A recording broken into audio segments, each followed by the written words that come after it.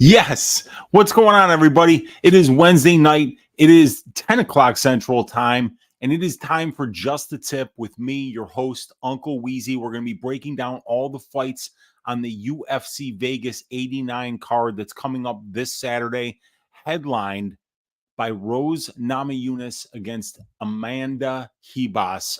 Should be a fun women's flyweight 5-round main event. There are some really fun fights on this card. We're going to have Edmund Shabazian going up against Shabazian's facing off against what the hell? AJ Dobson. We've got Carl Williams going up against Justin Tafa, and then my favorite fight on the card is going to be Cameron Simon going up against Peyton Talbot. There's some interesting fights on this card, a total of 13 of them to break down, and I'm looking forward to doing exactly that with you guys here in the chat live and everybody watching it on the replay. I appreciate all you guys taking the time to watch this show. Hit that thumbs up, hit that subscribe if you haven't already, and please consider joining the Patreon where you get access to all the stats that you're going to be seeing here on today's show. So yeah, 13 fights to break down. Coming off a rough betting week last week, the results were bad. The process was good. I felt like the bets all had a chance to cash except for one. The one that didn't have a chance to cash was one unit on the over 2.5 rounds in the McKenna versus Amarim fight. That one, McKenna went right into Jacqueline's guard, and that is a Brazilian Jiu-Jitsu black belt world champion that you just don't do that against. And she was submitted about 3 or 4 times before the fight officially ended. We had the under 2.5 rounds in the Holobaugh versus Silva fight. That fight almost ended in the first 30 seconds. Silva drops Holobaugh, gets him in a deep guillotine. There was a lot more grappling in that fight than I was anticipating there being. So it wound up going over 2.5, even though it had a couple of different chances to finish. That was a loss of a unit. I had the under 2.5 rounds in the Bulgarian versus Rodriguez fight, and he had 2 10-8 rounds in that fight. So obviously a lot of chances for it to finish, but it just didn't go our way there. And then I had the under 1.5 rounds in the Moises versus Ramirez fight. Moises gets him down a couple minutes into the round, gets to his back, and then doesn't get the submission. So that one did not cash either. Down a total of 4.05 units on a 3-event losing streak that gave back all of the winnings that I had made 4 weeks ago, which was 7.27 units. We had down 0.4, down 3.8, and then down 4.05. So we just gave it all back. So unfortunately, we dug ourselves a little bit of a hole here over the last 3 weeks, but the bets weren't horrible. Like I said, I would say that at least 2, probably 3 of those bets should have cashed, but they just didn't get the job done. It just didn't go our way when we put ourselves in a chance to win, but the fighters just didn't quite make it happen. I didn't quite make it happen, having some bets that I left off the table that I should have made, but it is what it is. We got to move on to next week, and I am looking to put the work in this week and find these spots that will allow us to make back what we lost last week. And that's what we're here to do, everybody. What's up to everybody hanging out here in the chat? Let's see who's with us right now. We have got MMA Bill Counter in the room saying, "Oi, pre-show vibing. What is up, dude?" Love that, Tony Kelly with the guitar. We got Dix Insider saying, "Prophet Weezy. Oi, we have a double whammy OnlyFans fade this week. We got Billy Q, who evidently has a free OnlyFans, and Amanda Ribas. I didn't know Ribas had one, but I'm betting hers is not like of the nudie kind where she's making more money. See, I wonder, Dixon, if we need to amend that fade to fighters that are making more on OnlyFans than they are fighting, because then it means that they might not be taking the fighting seriously. But I know Dixon is definitely the king of the OnlyFans fade here, and he can always let us know which fighters to fade using that method so that we can all stack cash tickets like flapjacks here on Just the Tip with your Uncle Weezy. Always good to see Dixon hanging out in here with us. We've got, and he's saying, "Don't step on those landmines this week." And we got There Will Be Blood saying, "We need another story time with Weezy MMA."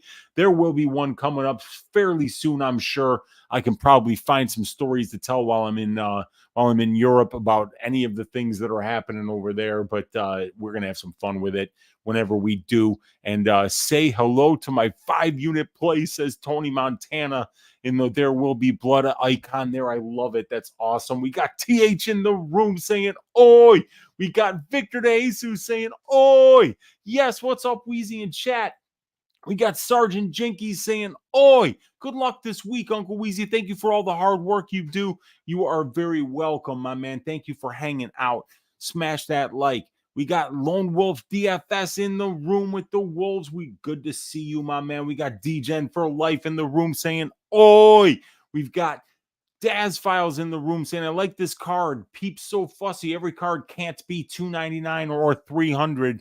Yeah, they certainly can't be, especially when you got as many big names that are on those cards, sandwiching the 3 cards in between them. So, yeah, the 2 Vegas cards are a little bit lower level in terms of names, but the best cards of the year are the ones that we stack cash tickets like flapjacks on. So let's find a way to make this one of the best cards of the year. We got Morphatrix saying the Daz Files, this card is not for casuals, that's for sure. It's really tough to navigate from a betting perspective because all these fights are so close or feature debuting fighters. Yes, indeed.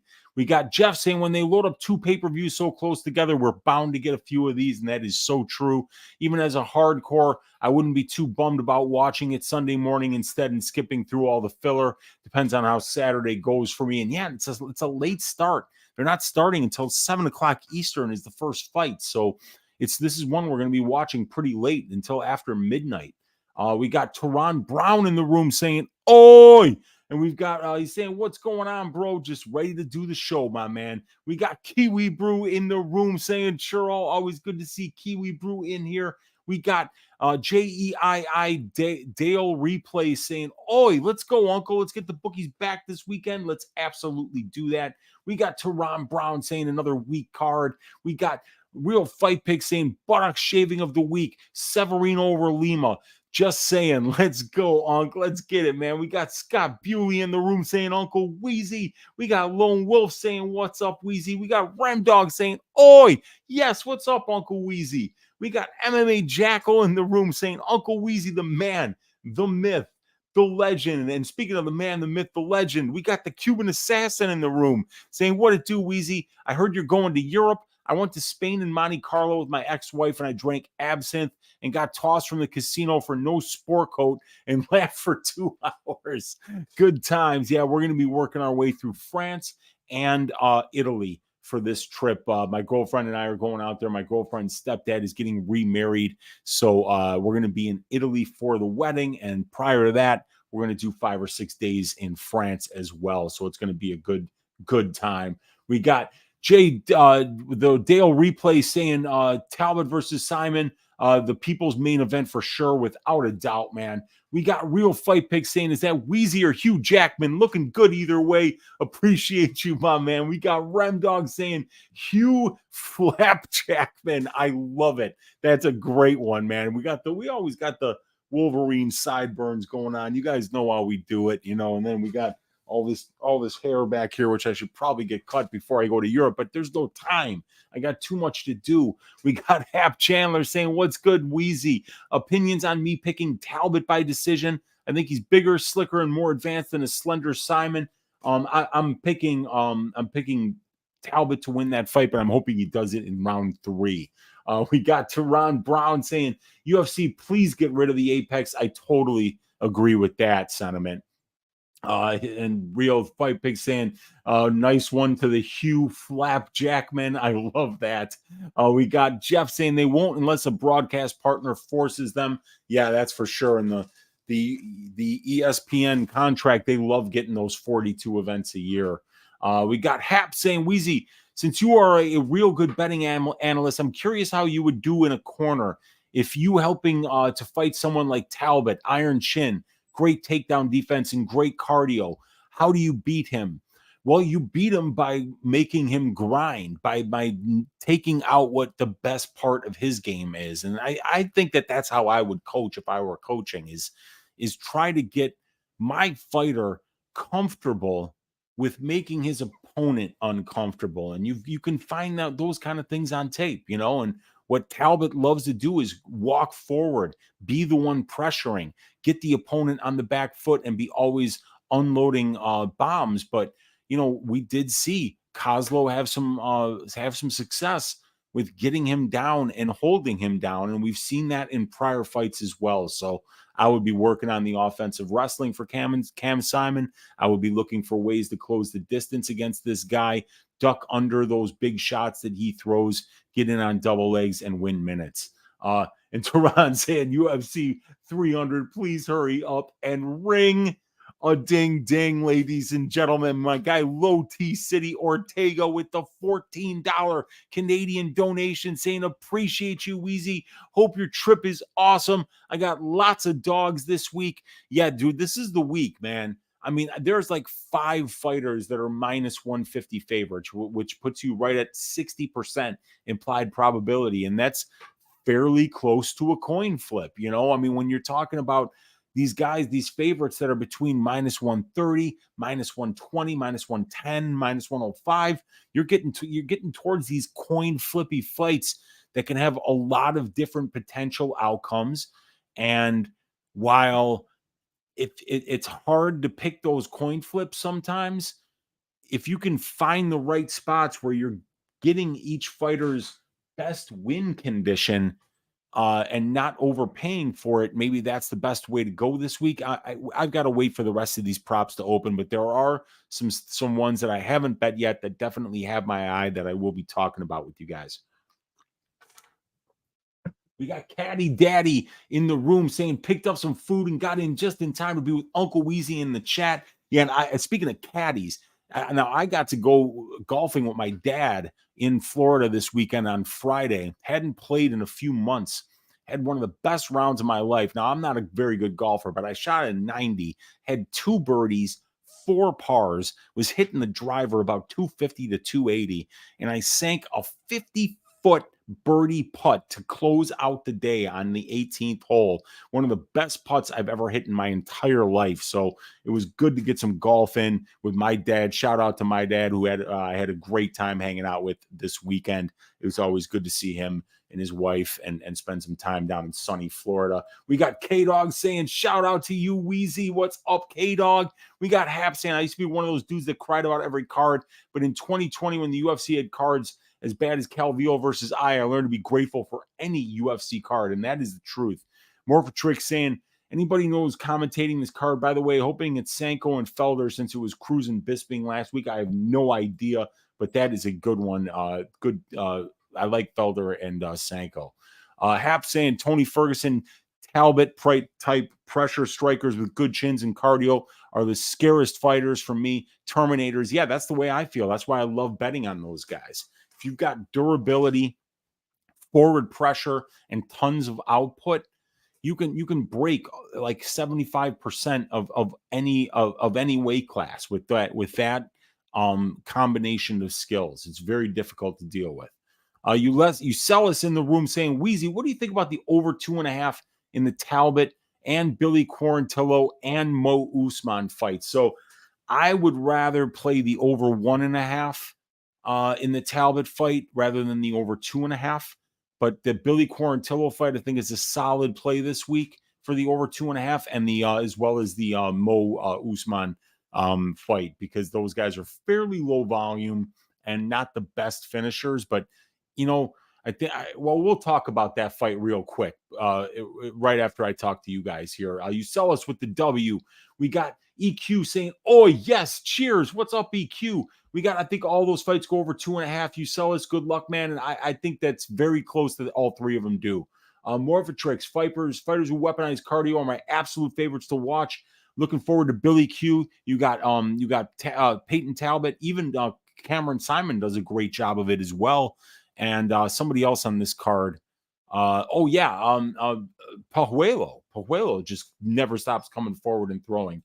Good beer. Love a good beer. Agree. How old are you, Weezy? I'm just curious to know. 50 years old, Tehran, is how old I am. You sell us. W. Hap Chandler. You too, bro. We got Tehran saying, speaking of Tony, I think he should be Connor return fight. Yeah, that would be a good one. Those guys are both washed as fuck, so why not? You sell us. Thank you, Weezy. Thank you. You got it, man. You sell us. Caddy Daddy Weezy went John Daly on the course when I'm sure it was a pipe and a nice local beer instead of the smoking beer. Yeah, dude. It was, because I was with my dad, so obviously I wasn't smoking out there. But yeah, it actually wasn't drinking either because it was early, but we had some beers afterwards for sure. Hap says Bilal's a pressure fighter while Leon is low output. Even though I would pick Edwards, who you got, I'm going to be going with Bilal for sure. More for tricks. Laugh. All right, you guys, we got to get to work here. 13 fights to break down here. And let's start with the very first one. And let me get my stats up on the screen here for you guys. Yeah, and we're going to start talking about Mohammed Usman, who is a plus 126 underdog to Mick Parkin, the minus 146 favorite. The fight doesn't go to decision for this fight. Even money here at plus 100. So let me get my notes up on the screen. We've got the stats up there. And remember, those stats are always available at patreon.com/Uncle Weezy. The red and green, which you see on the screen there, is red is when you see that's a below average statistic for the division. Green is above average. Yellow means about average, and it's shaded from dark green to dark red, depending on how far above average or below average you are according to the division. So the trends for Usman versus Parkin, Mohammed Usman's on a 3-fight winning streak in the UFC after having a stint in the Ultimate Fighter House. Wins over Zach Pauga by second round knockout in the tough finale as a plus 230 underdog. I happened to cash on that one. I had one unit on him at like plus 200, I think. And he had a unanimous decision wins over Junior Tafa as a minus 105 underdog and Fat Collier as a minus 145 favorite. Mo's winning a lot of minutes with his wrestling and top control thus far in the UFC. And he's also flashed some power on the feet in the Pauga fight. Mohammed is a plus 120 underdog right now to Mick Parkin, who is stepping in on about 2 weeks' notice for Fat Barnett, who had to drop out of this fight. So Mick is undefeated as a pro, 8-0, and he is finished 6 of those 8 wins. But at the UFC level, both of his wins have been decisions against a much higher level of competition than he faced on the European regional scene. Mick has shown the ability to win minutes with his distance striking, clinch game, and grappling game. This is a lower level heavyweight fight, which brings variance. So this is definitely a tread lightly kind of fight. Now, Mohammed Usman has got the overall experience advantage here with 4 more fights, 50 more minutes of cage time, and about 2 more years as a pro fighter. He's got a small UFC experience advantage here with 1 more fight and 5 more minutes of octagon time. And he's a good job. He's done a very good job at the UFC level of minute winning in the grappling exchanges. Mohammed can definitely wrestle and has the conditioning to go to it often. He wins 95% of the control time positions in his fights, getting 1.26 takedowns per 15 minutes on 6.74 attempts. Mohammed is over 15 minutes of UFC control time on only 3 takedowns. So when he gets you down, he does tend to keep you there for a long time. And Mohammed has faced the better brand of competition over their respective MMA careers. And Mick Parkin is going to be 6.5 years younger. He's going to be 2 inches taller than Mo, and he's probably the cleaner and crisper boxer here. Mick's boxing looked great in the Pogues fight, and then he looked just okay versus Machado, but Mohammed is low volume at range, and Mick should be faster, so I do see him landing more and absorbing less while this fight is at distance striking range. So it's a sloppy, lower-level heavyweight fight to start the card. These guys are pretty well matched. I like Parkin's 6.5-year youth advantage. He's bigger, and he has the better minute winning skills in the boxing exchanges, in my opinion. And Mohammed is the more experienced fighter overall and in the UFC. He's the more proven minute winner in the wrestling and grappling exchanges, and he's fought the better brand of competition. I think this fight mostly takes place on the feet, and I slightly favor Parkin there due to the volume and the technical advantages that I think he has. But Mohammed is a bit low volume at range, and he throws looping, telegraphed punches, while Parkin is more direct to the target with less windup. Both guys have won some minutes with their wrestling as well. So this is a coin flip, in my opinion, but I'm going to lean to the Mick Parkin side here. And I'm going to bet, or I'm not going to bet, I'm going to pick Mick Parkin to win this fight by decision. So let's go to the Chapology page here. And we see Mohammed the Motor Usman versus Mick Parkin here. And I'm going to pick Mick Parkin to win this one by decision. But I do think that Mick Parkin by KO is kind of a live look this week, because the one thing that I did see on tape is that Mohammed Usman just hates getting hit. And I mean, of course he does. I mean, he's a heavyweight in the UFC. Nobody wants to get hit by any of these guys, but Mohammed in particular, it just doesn't look like he likes to get hit. Plus 515 from Mick Parkin by KO. I could see him potentially maybe landing some elbows or some hammer fists if Mo gets stuck on some takedown attempts here and is unable to get this big man down. Or two, if he just lands the better shots at range on the feet. So I think Parkin by KO at plus 515 is actually pretty live this week. I want to see where Bet Rivers and DraftKings open it up. But the official pick for this one is going to be Mick Parkin by decision. All right. Let's see what you guys are saying in the chat here. And we've got Connor ain't Tony level washed. Well, I mean, I think he might be. I think he actually is probably. It's just because of the cocaine. I mean, I think he's just done way more cocaine and way more like high living, so to speak, especially lately. I mean, Connor's just not he's not a fighter anymore. At least Tony. I mean, like Tony's been in the cage against good guys since, and I mean, when's the last time Connor even went past the second round in a fight? Was it 2018, 2019? So yeah, I mean, I don't know, man. Connor is washed. He's done. He's never fighting again. That's just, I mean, he's never fighting again. So he's a movie star now. He's a whiskey entrepreneur, and I think that's great because he doesn't need to do this anymore. Gus Baker saying Zhelezniakova versus Rendon has split decision written all over it. In my opinion, it could. It certainly could, Gus. I agree with you on that because, Rendon is very durable and she can win minutes wherever the fight goes because she has a lot of output at distance striking range. And if she gets takedowns, she's going to be able to win some minutes on the ground against Zhelezniakova, who we've seen lose minutes on the ground before. But I do think at distance striking range, it's going to be all Zhelezniakova. I think she's the far, far, far better, more technical, and more dangerous striker. So as long as she stops the takedowns, I think she's going to make it look fairly easy.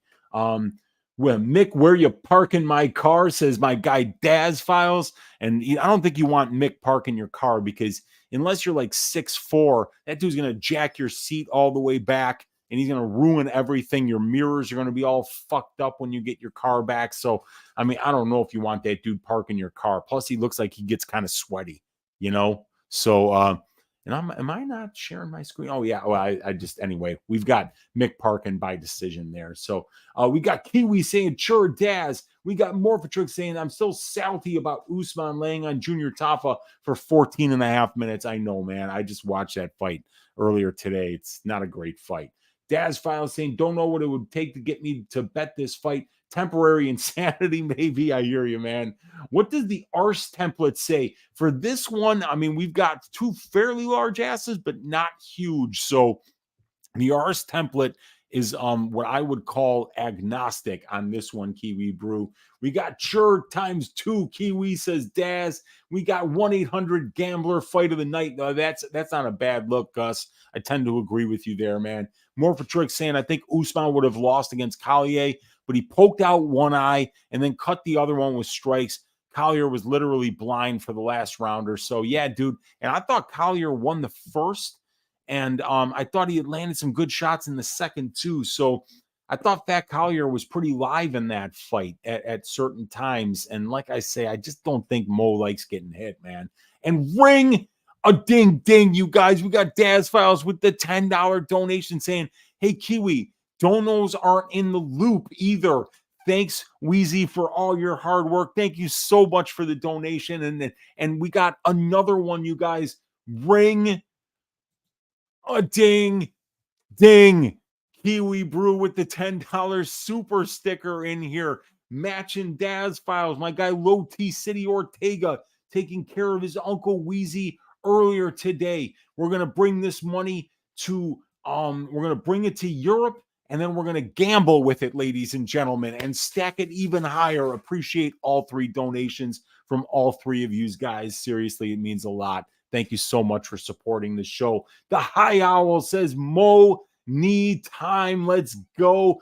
Oh, says the High Owl. We got Remdog saying, before I forget, what do you do when a fighter fights at multiple weight classes to choose versus the divisional average? Like the main event this week, flyweight or strawweight. It's a flyweight fight, so I classify it as flyweight, and I classify the flyweight metrics for that fight. So if we were to go to the prop template here and look at Namajunas, you see right there in the top left in the bright yellow, women's 125 pound, and we use those women's 125 pound 5-round metrics here on the prop template for that, my man.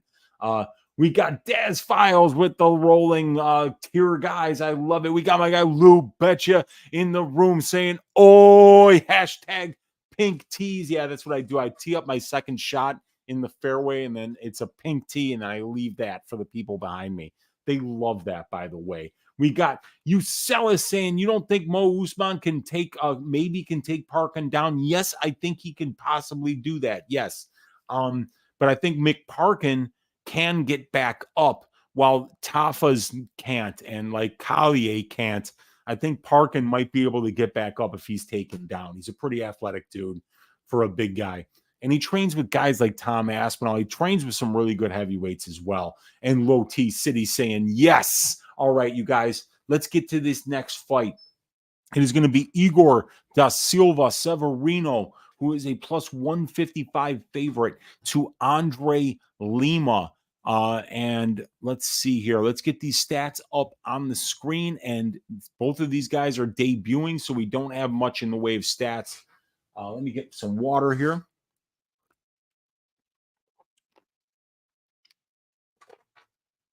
All right. And let's talk about the trends for this fight.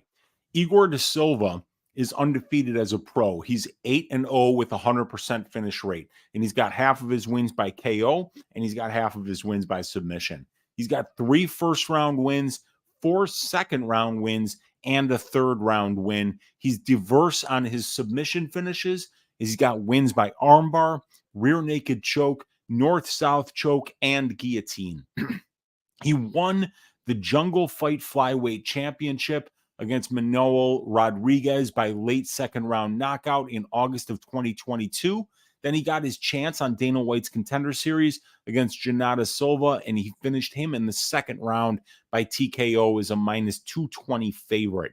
Andre Lima is also undefeated as a pro at 7-0. He has a Muay Thai kickboxing base.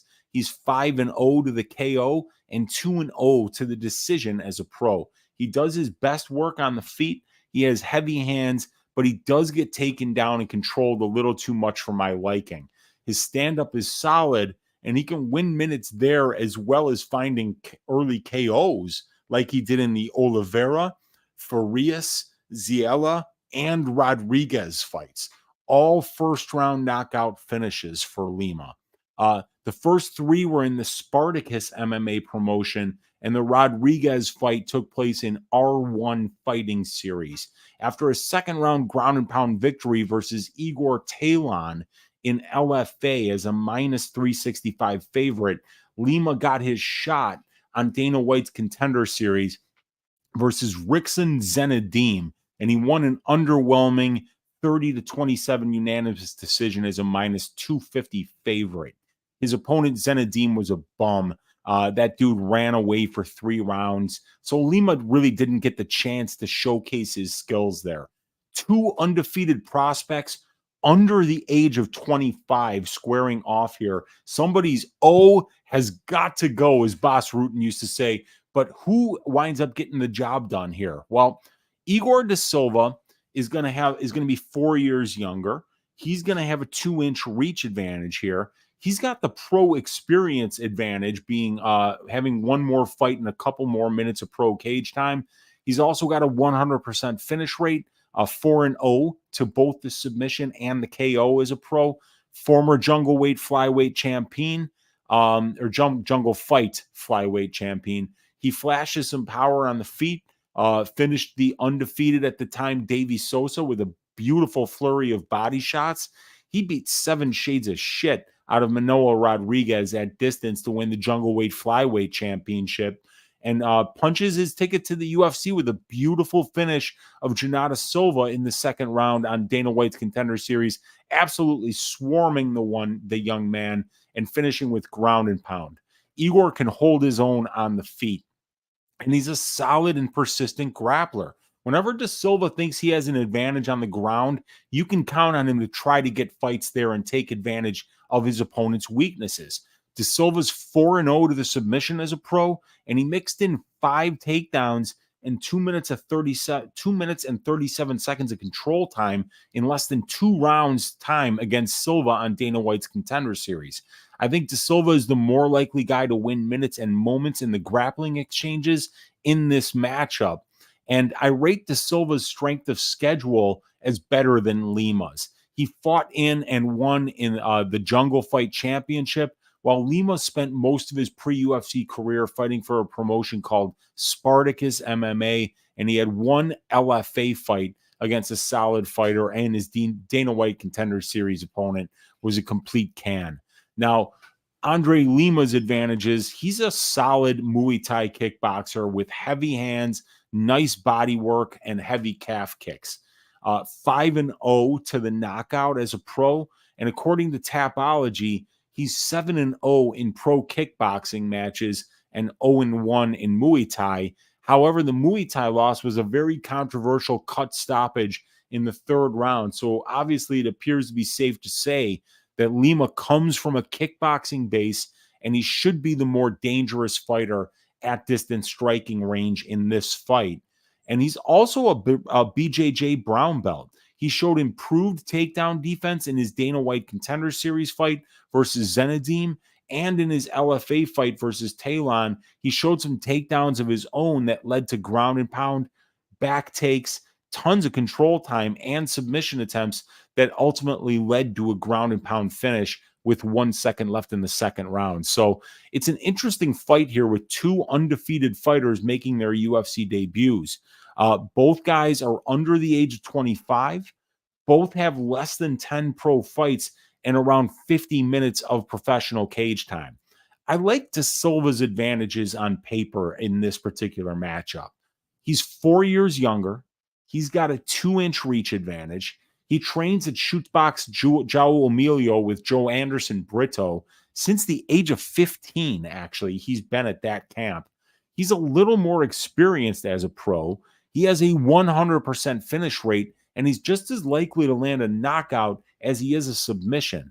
He offensively grapples way more than Lima does, and in my opinion, he's fought the better brand of competition. All fights start on the feet, though, and I do favor the minute and moment winning skills at distance of Lima in this matchup. He's the one with the pro kickboxing background. 5 of his 7 pro wins come by KO, and he's not a fish on the mat by any means. He's a BJJ brown belt, and he showed an ability to win some minutes and moments on the ground in his LFA fight against Talon, and he got a takedown and 2 minutes of 14 seconds of control time in the 3rd round against that bum Zenidim on Dana White's Contender Series. I think that this is going to be a very close fight, so I couldn't pass the opportunity to put 1 unit on Igor da Silva's money line here at plus 160. You know, that's about a 38% implied probability, and I think he wins this fight about 50% of the time. I liked all the advantages that da Silva has here on paper, so 1 unit plus 160 on da Silva's money line. Let's see if that coin flip goes my way and I cash that bet. And the pick is going to be Igor de Silva to win this fight by decision. So let's see what you guys are saying in the chat here. We've got Remdog saying Lima looks like a mini Michael Morales to me. Moves like him and everything. Yeah, I mean he's a pretty big flyweight too, but it's actually it's Severino who's the bigger dude in this fight, which is kind of wild. And we got my guy Paku MMA in the room saying, "Oi, sure, Uncle. I had another world-class week last week, 6 of 8 on bets, and a massive Oven St. Preux plus 765 money line bet. I was the only people picking OSP. Best pick / bet for me all year. OSP turned back the clock and looked phenomenal. And congratulations on being literally one of the only people I know that picked them. I know that Danielle Brooks, who's in the chat here often on Stat Diggers in particular, she picked them. A couple other people wound up making some money off of Oven St. Preux. I was definitely not one of them. I had Kennedy as the last leg of my greasy 4-leg parlay, but that parlay was already dead. So it really didn't have any significance to me. But that is a great hit, my man. We got Green Bat saying, "Sup, Weezy?" In the beginning, there was Jack, and Jack beat the shit out of Joe Piper. What is up, Green Bat? We got Gus saying, "Anyone know the story on the De Silva name change?" Oh, he's Portuguese. He's Brazilian. A lot of these dudes have more than one last name. They string them all together. So, yeah, Severino, De Lima, De Silva, Andrade Pereira.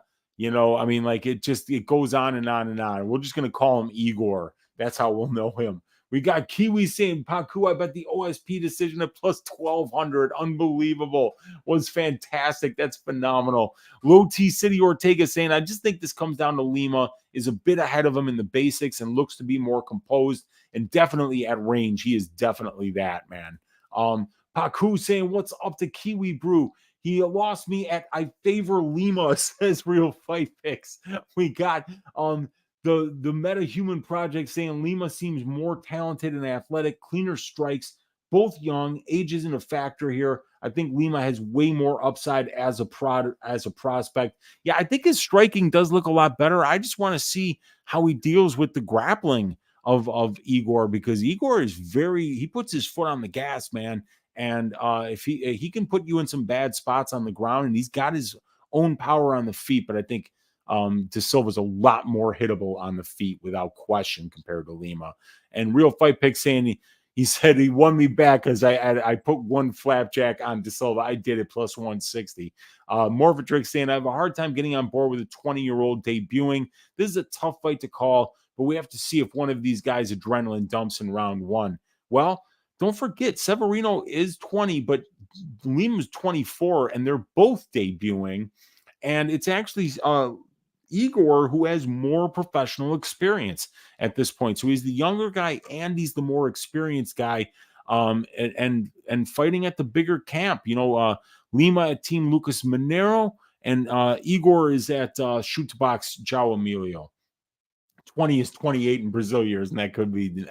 That really could be as well. All right, you guys, let's move on to this next fight. And it is going to be Montserrat Rendon at plus 180 going up against Daria Zhelezniakova at minus 210. The fight doesn't go to decision for this fight. A nice fat plus money number here at plus 200. So let's first start talking about the trends for this fight. Montserrat is undefeated as a pro. She's 6-0 with all 6 wins coming by way of decision. She's got a nice combination of strengths as a fighter that allows her to employ that minute-winning style. Montserrat is durable. She has top-notch conditioning, and she uses that conditioning and durability to stay in her opponent's face, drowning them in massive amounts of volume. She moves her head, and she uses her footwork to move laterally, which makes her difficult to find due to the fact that she also stays behind a long jab and she manages distance well. Montserrat also mixes in takedown attempts and a solid clinch game, forcing her opponents to grapple as well, further lowering their energy bar while she continues staying busy. landing volume on her opponent in all aspects of the game. Montserrat cashed as a plus 140 underdog against Brittany Cloudy in Invicta, and as a plus 200 underdog in her UFC debut versus Tamiris Vidal. Nothing Rendon does jumps off the page at you, but she's durable. She pushes a pace, uses all aspects of MMA, and stays in fights until the bell. And the judges have leaned her way thus far in several close fights. So she is a tough out.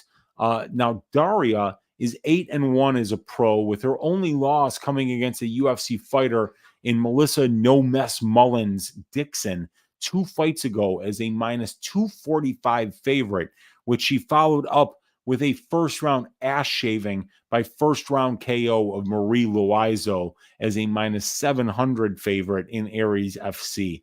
Daria is a very good kickboxer. She's 5-1 to the KO in her career, and her distance striking is the most dangerous part of her MMA skill set. Daria has a nice jab. She's got a nice check left hook, a good overhand right, a front push kick to the body, and she has solid ground and pound when she gets on top of her opponent. She flashes power on the feet, and she keeps her hands high and has good defensive footwork and range management. Daria has faced a solid level of regional scene competition, including names like Melissa Dixon, Liana Jojua, and Gozelle Zutova, who came close to finishing her from top control in 2 different rounds before gassing and getting finished by Daria. It should be a solid fight. Now, Montserrat Rendon is going to have a 4-inch reach advantage here. She's got the pro experience advantage, but with 3 less fights, but she's got 30 more minutes of pro cage time in 1 less year as a professional. So she's also been a touch busier than Daria has. She's got the UFC experience advantage with 1 more fight and 15 more minutes of octagon time, as she's going to be making, as Daria makes her UFC debut on Saturday. And she's got an excellent combination of durability, conditioning, and offensive output. She's a busy striker, is Montserrat, and she mixes the martial arts well. But Daria Zhelezniakova is going to be 7 years younger. She's going to be a little bit taller than Montserrat. She's a better finisher. She's got a 63% finish rate compared to 0% for Rendon. And she's the more powerful and technical striker here. She's got the better footwork, the better defense, and she's got more power. She should be the one landing the more powerful, eye-catching shots, and her conditioning has looked good on film, so the output and pace shouldn't bother Daria too much. And I rate Daria's strength of schedule better than Rendon's. She's fought the better, more experienced ladies and has finished at a much higher rate than Rendon, so that's a solid on-paper advantage as well for Daria. Now, this should be a fun fight between 2 relative newcomers to the organization. I like the youth, the finishing upside and power differential, the striking advantage, and the strength of schedule advantage on the Zhelezniakova side. And Rendon has the better ability to offensively wrestle and win minutes in the clinch and with top control. Rendon is very durable and has excellent conditioning and pace, so she should be able to hang for the full 15, but she really hasn't fought anyone with the kind of power Daria has, and that includes Tamiris Vidal, who I think would, and I think Daria would destroy Vidal at range. I do worry about Daria's ability to stop takedowns and be able to get back up if she does get taken down, but Rendon isn't the most efficient or committed wrestler either. So I do think Daria's tendency to lose minutes in the grappling exchanges isn't as much of a worry against this particular opponent. I see Zhelezniakova keeping this fight standing, landing the bigger shots, and having more finishing upside. And since her conditioning has always looked good, I don't worry too much about Rendon's pace breaking her. So the pick is going to be Daria Zhelezniakova to win this fight by decision. And I placed a 1-unit bet on Daria to win this fight because I think she's the far more dangerous fighter on the ground and at distance striking range. I think that she's probably going to be the better minute winner at range. And I don't think, while Rendon's pretty good at catching kicks and getting the occasional body lock takedown. She's not an open mat wrestler. She's not a chain wrestler.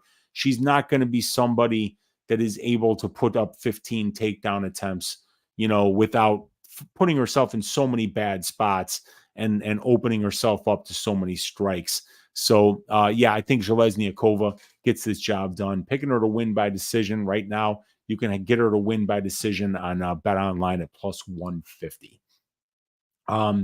Let's see. We saw Rendon landing 50-plus significant strikes regularly in multiple fights. Her technique is pretty bad, but the volume is there. Absolutely it is. Yeah, 50 strikes each round. Yeah, she just throws a ton of volume. Gozelle Lustova looks like Mary Sanderson from the original Hocus Pocus movie. All her fights before Daria were at welterweight and middleweight. Daria looked awful on the ground. Yeah, she did. And she got smoked by Zutova. But then, Zutova gassed out, and the one time Zhelezniakova actually got on top of her, she wound up winning, but that fight probably should have been stopped. But then again, Gozelle Zutova is a much better grappler than Montserrat Rendon is. Let's not forget here that Montserrat, the length of a professional career is 3 years and 5 months, and she's 34. She's almost 35 years old. She actually turned 35 4 days ago. So, this is somebody who started MMA at the age of 30. So there's really no grappling base here other than pure Brazilian jiu-jitsu. Other than that, it's probably some, just some cage wrestling in the gym, but she's not this phenomenal wrestler that's going to be able to go out there and you can count on her to get takedowns. Zhelezniakova is a lot more athletic and a lot more fleet of foot and talented than Tamires Vidal, she looks like she's stuck in mud out there. So much easier to take down. We got Gus saying he's got a 1-unit system play on the Rendon money line, but you don't feel great about it. I mean, I got the 1-unit play on Zhelezniakova, but I'm laying juice on a female there that's making her debut. So I don't feel great about it, but what I did see on tape really leads me to believe that Zhelezniakova is much more dangerous. And as long as she's not getting taken down in every round, I think she's going to cleanly win each round and have much more finish upside as well. More of a trick saying, I think Rendon loses round 1 in this matchup 10 times out of 10. What it really comes down to is if Daria's cardio holds up or not. If it does, she wins. If it doesn't, she might lose 2-3. I think that's an excellent point. Aljo been so worried about his cardio in 5 rounds. He's going to come in with the pace he did for the Corey fight. Aljo decision, says Hap Chandler. Most underrated fighters in the UFC right now. Aljo, Jiri, and Holloway. I believe all 3 win their next fights and dominantly too. All right, you guys, let's move on to this next fight, which is going to be Jarno Errens at plus 144 going up against Stephen Nguyen, the minus 164 favorite out of Fortis MMA. Fight doesn't go to decision here at plus 120 for this fight. So the bookies do have this going to decision almost 6 out of 10 times. So let's first start talking about the trends for this fight. I was never really entirely sure what Jarno Errens was doing in the UFC in the first place.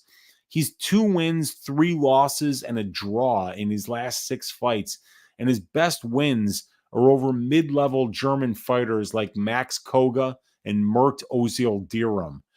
He's 0-2 in the UFC with a majority decision loss to William Gomez in his UFC debut, and a plus 180 as a plus 180 underdog, and also a unanimous decision loss to Sungwoo Choi as a plus 130 underdog.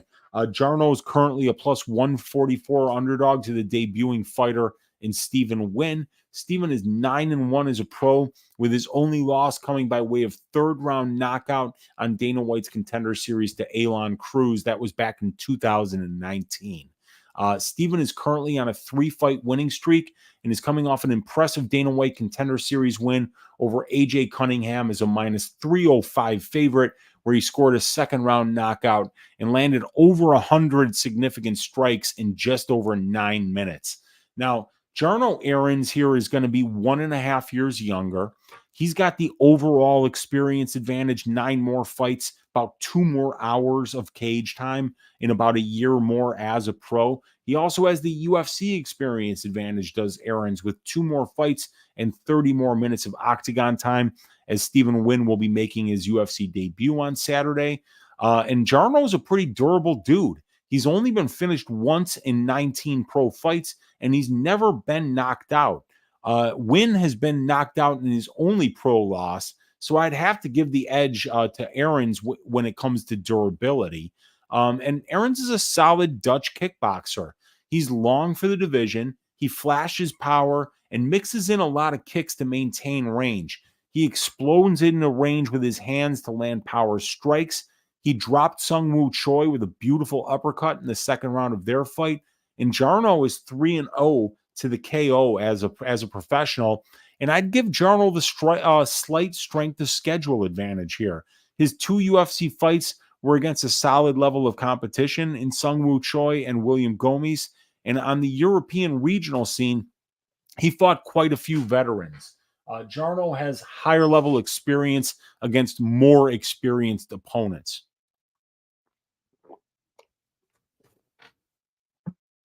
Now, Stephen Nguyen, he's a well-rounded athletic fighter. He's got 3 career wins by submission, 4 by KO, and 2 by decision. He prefers to stand at range and kickbox, as evidenced by the fact that he's attempted 0 takedowns in his 3 Dana White Contender Series fights. Stephen's a high-volume striker with good fundamentals, nice footwork, and smooth punches and kicks. He flashes power at range that he most recently displayed against Jorge Juarez in LFA, flatlining him in 30 seconds with a perfect straight right. And after that, beating 7 shades of shit out of poor AJ Cunningham on Dana White's Contender Series, landing another picture-perfect knockdown at the end of the first round with that exact same straight right hand. Nguyen is a smooth, dangerous, high-volume striker that's averaging 8.29 significant strikes per minute over his 3 Dana White Contender Series fights, and he's flashing power with that precise straight right hand of his. This is an underrated fight, in my opinion. Errens hasn't really impressed thus far in the UFC due to the fact that he has a huge hole in his game, and that's his tendency to get stuck on his back when he gets put there. Jarno has lost a ton of minutes thus far in the UFC, allowing over 44% control time to his opponents over this 2-fight stretch. He's allowing 2 takedowns per 15 minutes, only getting 6% control time for. In addition, Errens is fairly low volume on the feet, only attempting 8.12 distance strikes per minute. That's almost 4 less than the divisional average. So Jarno is really at a significant minute winning disparity in this fight, wherever this fight does go. That being said, Nguyen doesn't really attempt takedowns. So if this fight stays at distance for the full 15 minutes, and I think it will, then Errens gets the fight that he wants. And I see him as being just as likely to land the big shots at distance here. Errens is explosive. He uses his length well, and he's flashed some power of his own here in the UFC. I do have to favor the volume of Nguyen here. Jarno really needs to depend on moments in order to win at this level because he isn't an active enough striker, and he loses too many minutes off of his back. Both guys are more, in my opinion, are capable of winning moments at range. So I think the responsible side to pick here as a pick to win the fight is Nguyen. But he is a debutant going against a more experienced opponent who has fought against the tougher level of competition. So Errens could have some value here if he finds a couple of big shots on the feet at different points in this fight. But still, I'm going to pick Stephen Nguyen to win this fight, and I'm going to pick him to win it by decision. But, Stephen Nguyen's got some power. And even though Jarno Errens has never been knocked out, I don't think Stephen Nguyen by knockout is too much of a stretch here.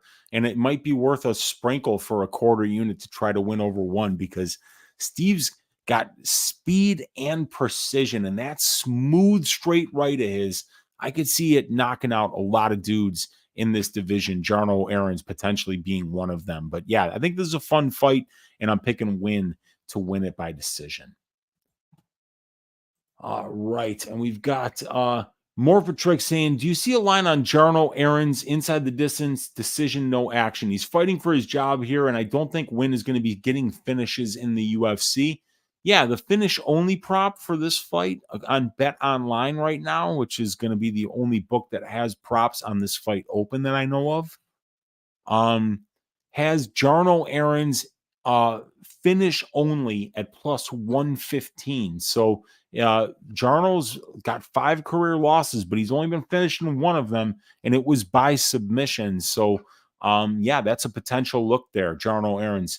But don't forget, he got really badly hurt in the 3rd round by calf kicks in the in his most recent fight here in the UFC. And Gomez had him in a couple of bad spots as well. So yeah, I mean, but Errens, if you think that he's the more durable guy here, and Nguyen has been finished in his only loss, plus 115 might be a nice way to play this one. Low T City Ortega's got Errens in this spot. Remdog saying Jarno Errens sucks, but needing a 3rd Dana White's Contender Series appearance against a punching bag like AJ Cunningham does not warrant being a favorite. Played Errens. Yeah, dude, and the money's coming in on Errens. And I think Errens is gonna get the fight that he wants. And I think that this is gonna be a very close fight. If it winds up being a distance kickboxing battle the whole time, I think Nguyen edges him with the volume and the precision. But I could see Errens landing some big shots, winning some moments, maybe getting a knockdown, maybe getting a takedown of his own. And finding a way to win some minutes and edge out a very close fight here. So I think Errens at plus 160 right now is pretty live, because that line is moved. When I typed this in earlier, Steve Nguyen was minus 164. Now he's minus 185, and Errens is plus 160. So I don't mind that. And plus 115 says Gus B. He's got that to Morphatrix. And we got poor AJ Cunningham. Commentary couldn't get enough talking about his abusive father while he got abused by his opponents. Yeah, I know, man. Poor AJ Cunningham. He got waxed in that fight. But all right, you guys, let's move on to this next one, which is going to be Miles Chapo Johns at minus 141 going up against Cody Gibson, the plus 121 underdog. Fight doesn't go to decision for this fight at plus 120. So let me get the stats up here on the screen. And let me get that down to 90%. No, we'll go to 100. How about 110?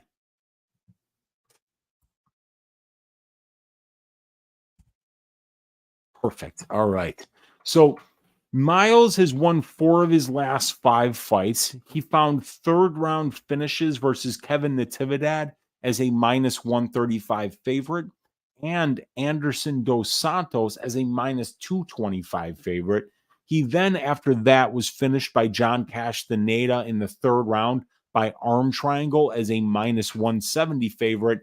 Then, after that loss, he strung together back-to-back unanimous decision wins over Vince Morales as a minus 170 favorite, and then over the determined Dan Argueta as a plus 155 underdog. Miles' last win over Argueta was overturned to a no contest due to him testing positive for his ADHD meds, but I count that as a win. Miles is a minus 141 favorite as a short notice replacement for Davey Grant against Cody Gibson here. Cody has won 4 of his last 6, and he's coming off a unanimous decision loss to Brad Katona in the tough finale. It was such a great fight that even though Cody lost, he was awarded a contract along with Brad, and he's trying to get his first UFC win since he beat Johnny Bedford back in the year of our Lord 2014 by first round KO, like in the first 30 seconds of that fight. Now, Cody took 3 years off between 2018 and 2021. And since he's been back, he's been 3-2 in 5 fights, with losses against Katona as a plus 145 underdog and a loss to Ray Borg in Eagle FC. And the wins are over Louis Sanoudakis, John Dodson, and Cisco Rivera. And he also had 2 wins in the Tough House versus Mando Gutierrez and Rico DeSchulo.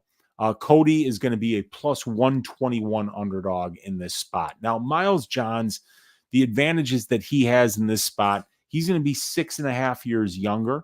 He has the UFC experience advantage with 2 more fights and 30 more minutes of octagon time. And Miles has a knack for winning minutes. Dude is 7 wins and 0 losses to the decision in his career. So he's definitely doing something right in the judges' eyes. Now, Cody Gibson is 0 wins and 3 losses to the decision in the UFC, while Miles is 2-0. So that's a stat to keep our eye on here. And Miles, he's an efficient counter striker. Even though he throws 2.5 less distance strike attempts per minute than his opponents do, he has a positive 1.38 distance striking differential that you can see right there. With way above average 46% accuracy and then elite 74.7% distance striking defense. Miles has 2 UFC knockdowns and he has 2 UFC wins by way of knockout. So he's showing the ability to win moments at range as well as minutes. Miles' knockout wins over Natividad and Dos Santos illustrated how powerful and clean of a boxer this kid is. And Miles has 84% takedown defense on 19 attempts against. So he's done a solid job of keeping fights standing when he feels he has an advantage on the feet. Now, Cody Gibson is going to have some nice measurables advantages here. He's 3 inches taller, and he's going to have a 5-inch reach advantage over Miles. He's a very durable dude. He's never been knocked out, Cody Gibson, in 28 pro fights and 9 pro losses. He has been submitted in 4 of his 9 pro losses, but Miles isn't much of a sub guy, and Johns has been finished in both of his pro losses. So I'd have to give Cody Gibson the durability edge in this spot. And Cody has fought and beaten the more experienced brand of UFC competition with the better win-loss record. So for me, I really like the distance striking of Miles Johns. He's a little bit low volume, but I think he's a little more accurate. He's a lot more defensively responsible. And I think that he lands clean counter shots that have he's probably going to be landing the bigger shots. And I love that almost 75% distance striking defense, only absorbing 3.07 distance strikes per minute. He's pretty active with the wrestling, attempting almost 5 takedowns per 15 minutes, but he's just not getting his takedowns. His grappling efficiency numbers aren't very good. But then again, neither are Cody Gibson's. You see, he's got as many takedowns and as many takedown attempts as his opponents do, but he's only winning 37% of the control time positions in his fights. So I think this is going to come down to who lands the better strikes on the feet. And I think that's probably going to be Miles Johns early. And I think as the fight goes on, because Miles took this on short notice, that Cody will probably be the one mixing in the offensive grappling, maybe throwing a little more volume down the stretch. And maybe I think Cody maybe takes the fight over the longer this fight goes. But I think it's just going to be a very, very close fight. But I can't get that stat out of my mind about, Johns being 7-0 to the decision and Cody Gibson being 8-5 to the decision, but more importantly, 0-3 at the UFC level to the decision. Miles just, I think, is going to be a step ahead of him on the feet. He's the younger guy, and I think he's the crisper, more powerful striker. So I'm going to give him the edge here, and I'm going to pick him to win this fight by decision. So we're going to go with Miles Chapo Johns winning this fight by decision here. But I think Cody Gibson is probably going to have a big 3rd round and could make this real close or potentially even steal it late if Miles, who's taking this fight on short notice, isn't 100% ready to go with the conditioning. But yeah, Miles Johns by decision is the pick. All right. Miles round 3 at plus 1,500 is an auto sprinkle for Gus. That's a pretty fat number, man. We got Matt saying Cody Gibson is a punching bag and Miles Johns should be able to win this fight pretty easily. Yeah, I mean, Gibson's not a punching bag, but he's definitely been hit a lot, but he's got some smooth and powerful striking of his own. So I don't think he's going to be out of his depth on the feet. Cody said he fought like that because he didn't like Katona. Yeah, he doesn't like Katona, and he made that very clear in the house. We got Low T City Ortega. He's got Miles Johns here, and Morphatrix favors Gibson here because of John's short notice. Yeah, I think there's reasons to like both fighters here. I'm picking Johns, but with very little confidence, and I think my money's going to be staying away from this fight. All right. And speaking of fights that my money is going to be staying incredibly far away, it's Ricardo Ramos. He is the favorite here at minus 148, and he's going to be going up against Juicy J, Julian Erosa. Erosa, a plus 128 underdog here, and the fight doesn't go to decision. One of the most juiced ones on the entire card, I believe. Let me look here. Minus 200 and minus 210 for the co-main event is the most favored fight to finish inside the distance, but this is the second most, and that is minus 200 here. So, I mean, come on. I don't know what to do here, right? I mean, Erosa's, he's the taller guy. He's going to be 4 inches taller. He's going to have a 2-inch reach advantage. He's got a lot more experience overall, and he's got a little more experience at the UFC level. Now, Ramos is 6 years younger. He's going to be the more dangerous submission grappler, being a longtime Brazilian Jiu-Jitsu black belt and really being a BJJ prodigy. That was the base that got him into MMA. I mean, you see Erosa is 12-0 to the sub, though, as a pro. So he's got a fantastic submission game in his own right. But it is Ramos that I rate as the more dangerous submission grappler at the UFC level. Either way, I think both of these guys are going to be dangerous on the feet. But I think Erosa is going to be the much busier guy and is probably going to be the guy who wins the minutes and could potentially win the moments as well. But Ramos, he's landed 3 knockdowns in 11 UFC fights, and he has won 2 fights by way of knockout at the UFC level as well. I've got Ramos is the guy that's probably more likely to win minutes in the grappling exchanges here, as he's getting 2.79 takedowns per 15 minutes compared to 1.75 for Erosa.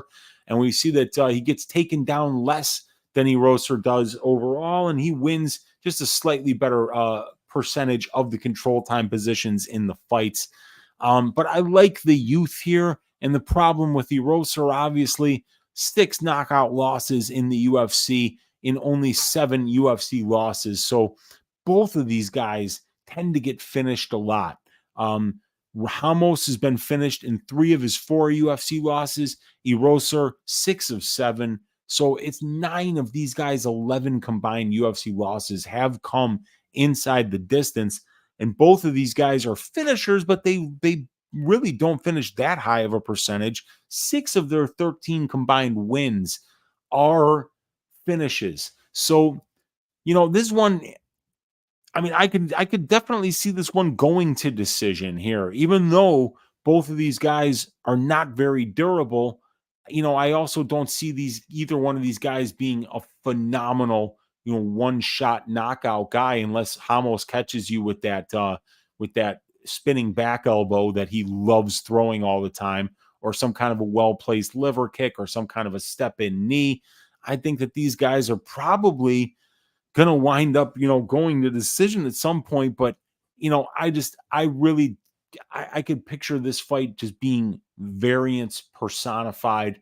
I don't want to put my money anywhere near it.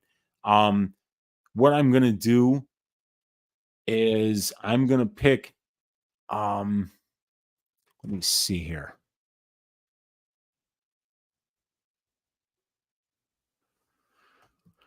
Yeah, I mean, I'm going to pick Ricardo Ramos to win this one. And we'll say by decision, just to be a little more. No, you know what? Let's go.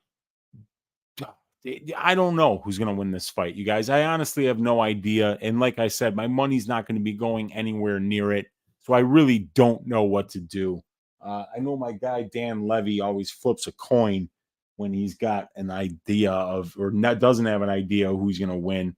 But I don't know, man. I don't know. What do you guys think? Help me out in the chat. Who do you guys got? You got Erosa. We got Low T City said he's got Ramos round 1 KO, square as ever. Gus saying killer be killed here. Fun to watch, but pass. No read on this one. I feel the exact same way. I've got no read. Erosa is very inconsistent. Sometimes he looks like his chin is back and that he can take a shot, and then he gets knocked out the next time out when you think that he is going to be durable now then he gets knocked out. So I mean, both of these guys are incredibly inconsistent. Are we going to side with the youth of Ramos? Are we going to side with the experience of Erosa here, both in the UFC and overall? We're going to side with that length and that output and that accuracy of Erosa. Yeah, let's go Juicy J here, and we'll go Juicy J to win this fight by 3rd round knockout in a vintage Juicy J performance. He always kind of surprises us when we least expect it, and I think I talked myself into a not a bettable result there, but something that kind of makes sense based on the way that these two guys fight. We could see that awesome back and forth war that Julian just kind of perseveres in at the end. I think somebody eventually gets served in this spot, but I could see it going to decision as well. So yeah, Erosa 3rd round KO. Let's see. We got Morphatrix saying, I just want to watch Julian Erosa fight for more than 90 seconds. He's fun to watch. Let's hope that happens this time. Killer be killed. Yeah, Ramos, Carol 1. There is literally no outcome in this fight that would surprise me. Maybe Beltran will be reffing and he'll cause a no contest. Maybe it'll be a draw too. Maybe we'll try 1/10 of a unit on the draw here to win 6.6 units because it's so hard to pick. And because both guys are so explosive that we could see a 10-8 round or maybe even a point deduction. Maybe a draw here. Ramos all day says South Michigan. And Benino saying, been thinking of betting fight doesn't go all week. Juicy J is as kill or be killed as it gets. Yeah, both of these guys are. They both finish and get finished in their UFC fights. Draw, that's interesting, right? Morphatrix, I think that's not the worst draw look in the world.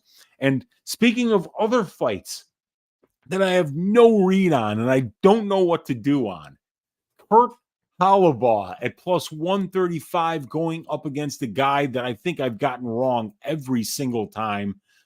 Trey Ogden, the Samurai Ghost. So let's get these stats up on the screen here. And we'll first start talking about the trends here. Oh, come on. It's so hard to find. There's that. Oh, God. There it is. Got it. Okay. So we got a couple of aged fighters here. 37 years old for Holobaugh, 34 for Ogden. They're about the same height. Ogden with a 2-inch reach advantage. The experience numbers lean a little bit overall and to the UFC to Holobaugh. The finishing numbers, without question, Holobaugh, an 85% career finish rate, and he's finished his only UFC win. And he's also only been finished in 2 of his 7 career losses, while Trey Ogden has been finished in 3 of his 6 losses, all by submission.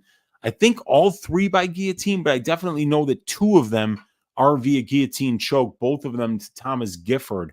And Kurt Holobaugh's guillotine is one of his best submissions. So Kurt Holobaugh, who's 10-1 to the submission, Ogden, who's 11-3 to the submission.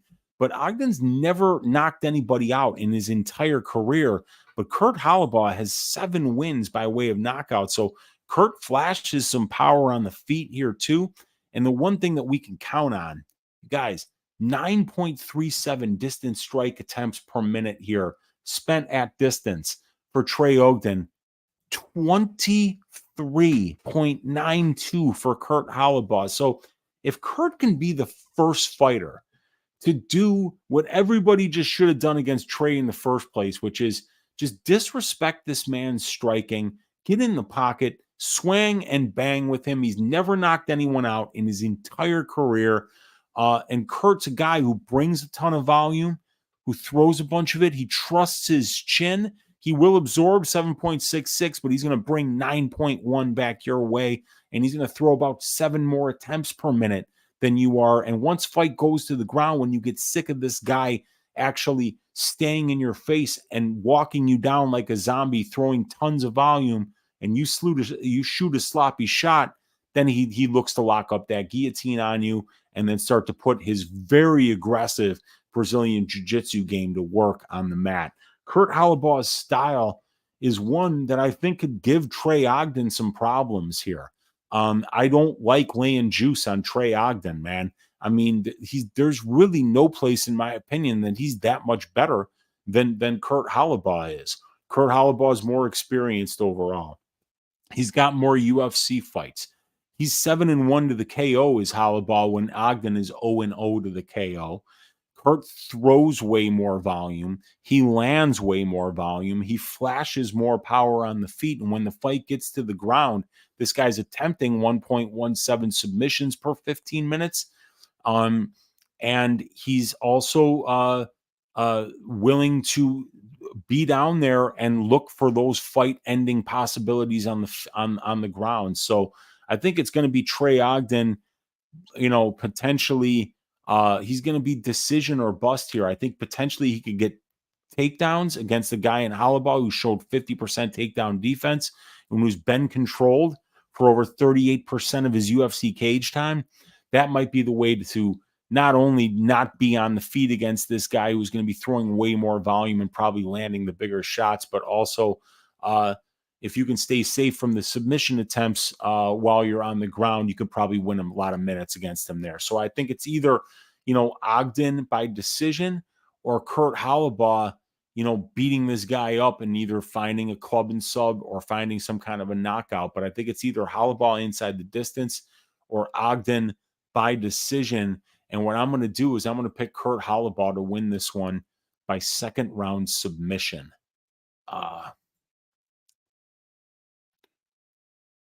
Kurt looking for that resurgence late in his career, and we're going to pick him to win this one by submission in round number 2. We got Low T City saying that he's got Kurt. Yeah, I mean, I don't think it's a bad play, especially at plus money. And Morphatrix saying Trey Ogden's recent losses are to southpaws because he can't get the lead left-hand jab and check hooks going. And these are both orthodox fighters here, so yeah, that could be a possibility that Trey didn't like the stylistic matchups against Levitt and Bahamondes, but Bahamondes is a guy who switches stances a ton. So yeah, and he did look great against Moda and Zellhuber. He just Zellhuber let himself lose that fight. He just didn't do anything, and that's why he lost it. Holobaugh is not a guy who doesn't do anything, so I think Kurt's going to find some ways to make this fight interesting, to be the guy doing more work and to be potentially even the more dangerous guy on the ground. So yeah, I'm going to pick Kurt Holobaugh to win it, man. I think it's a fun fight, and I think we're going to see Holobaugh even get a finish here. I remember when Holobaugh fought Burgos. Did he fight Burgos? I don't remember that one. Let's see.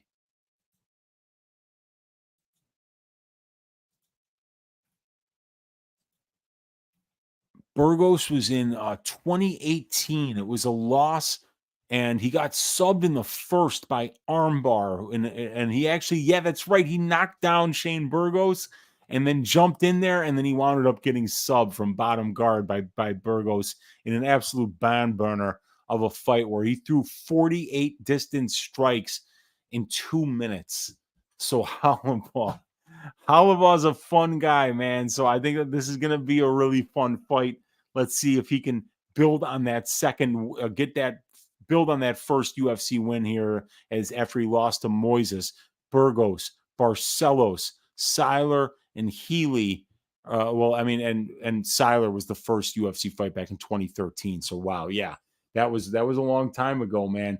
More for tricks. He does way better against orthodox. Zellhuber, Moda, Holobaugh is orthodox and can be taken down. Yes, both are true. I took some Kurt finish only at -130. I think that's a pretty good look there. Activate. More of a trick saying Holobaugh used to be a weight bully at featherweight based on his Tapology page, and he has a no contest due to illegal IV rehydration against Matt Bissett.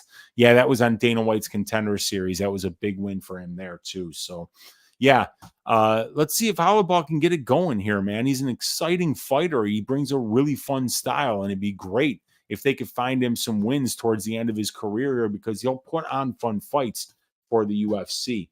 But let's move on to the next fight, which should be a really fun one. This is definitely one of my favorite fights on the card here. Is we've got Fernando Padilla at -164 going up against Luis Lionheart Pajuelo at +144, the pride of Peru. And the fight doesn't go to decision here, is at -190 for this fight.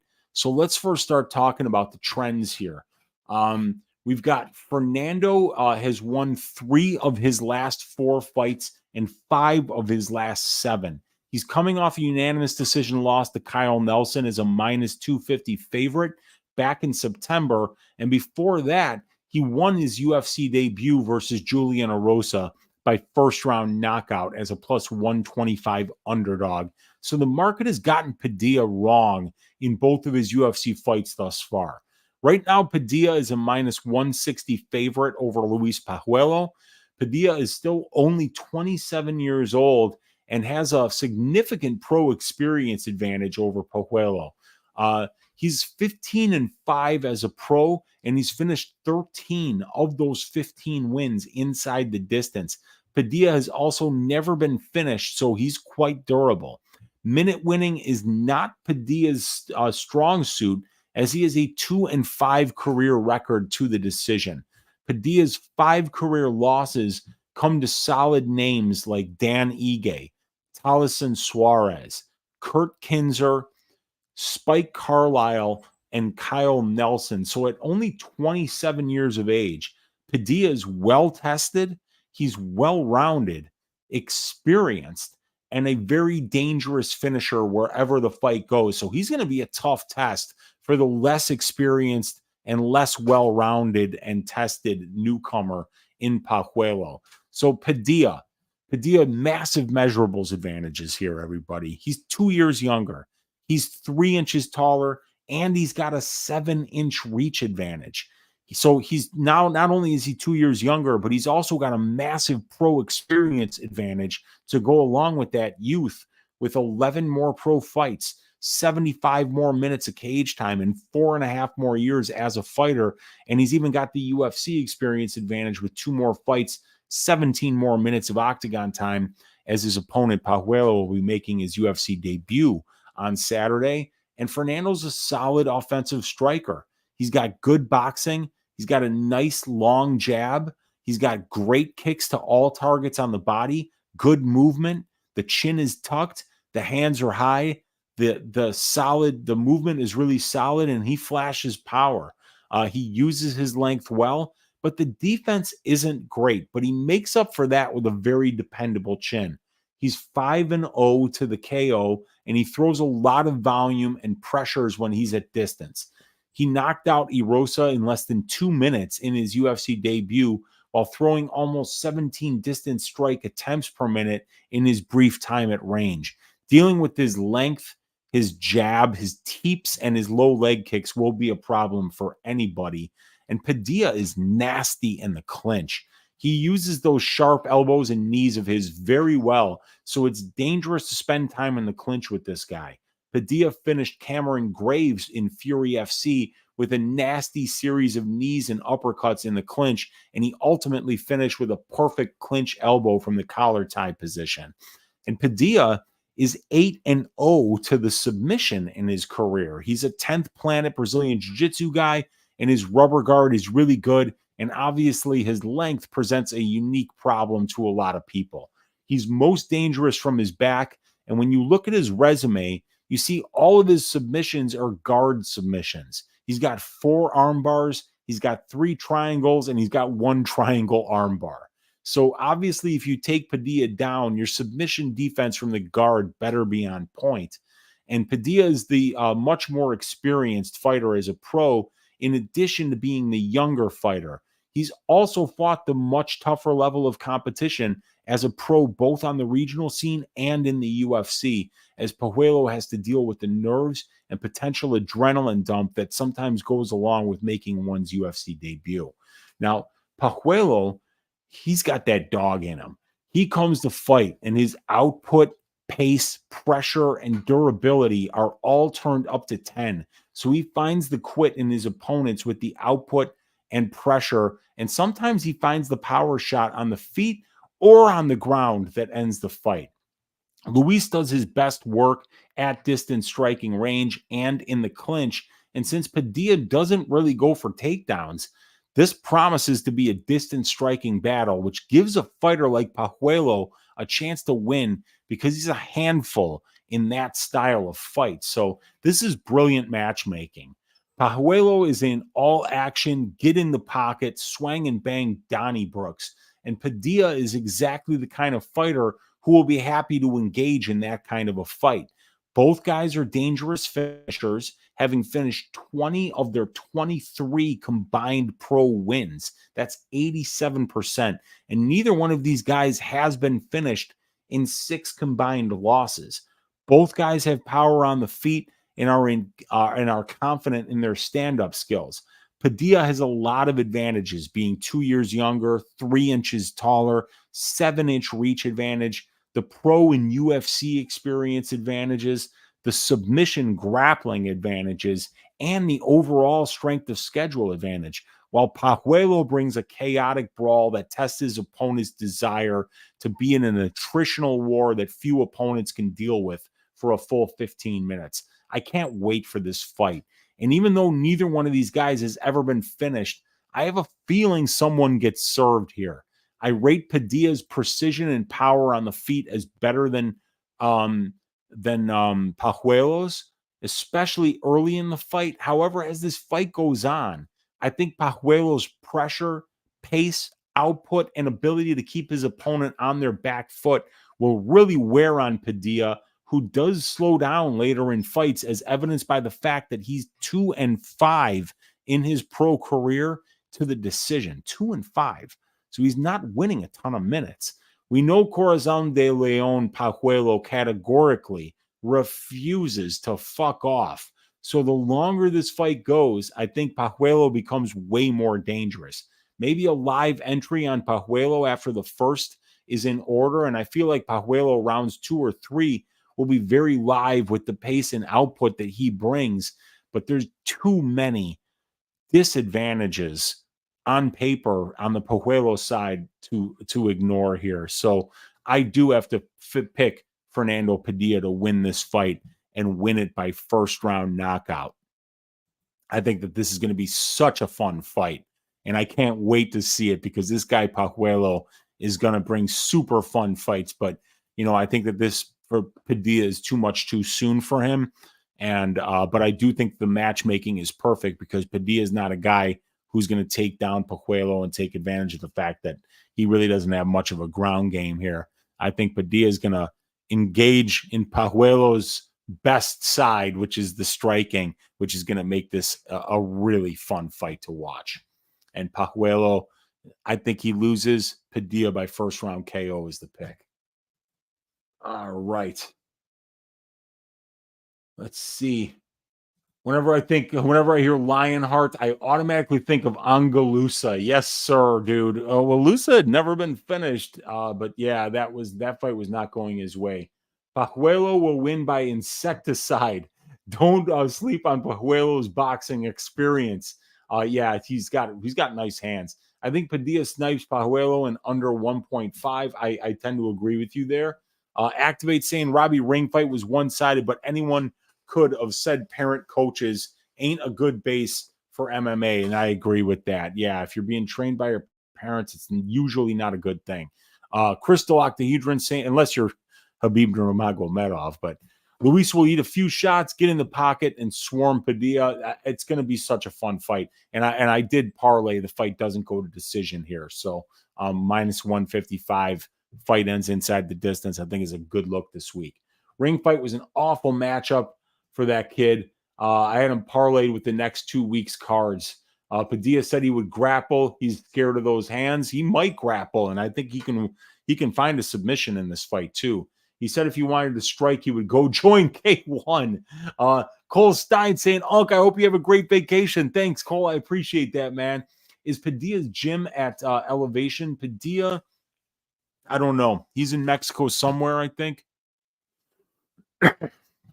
Timo Yama, so no, he's in California, so he's not at Elevation. Pajuelo's get-up game and ground defense is pretty good on the regionals.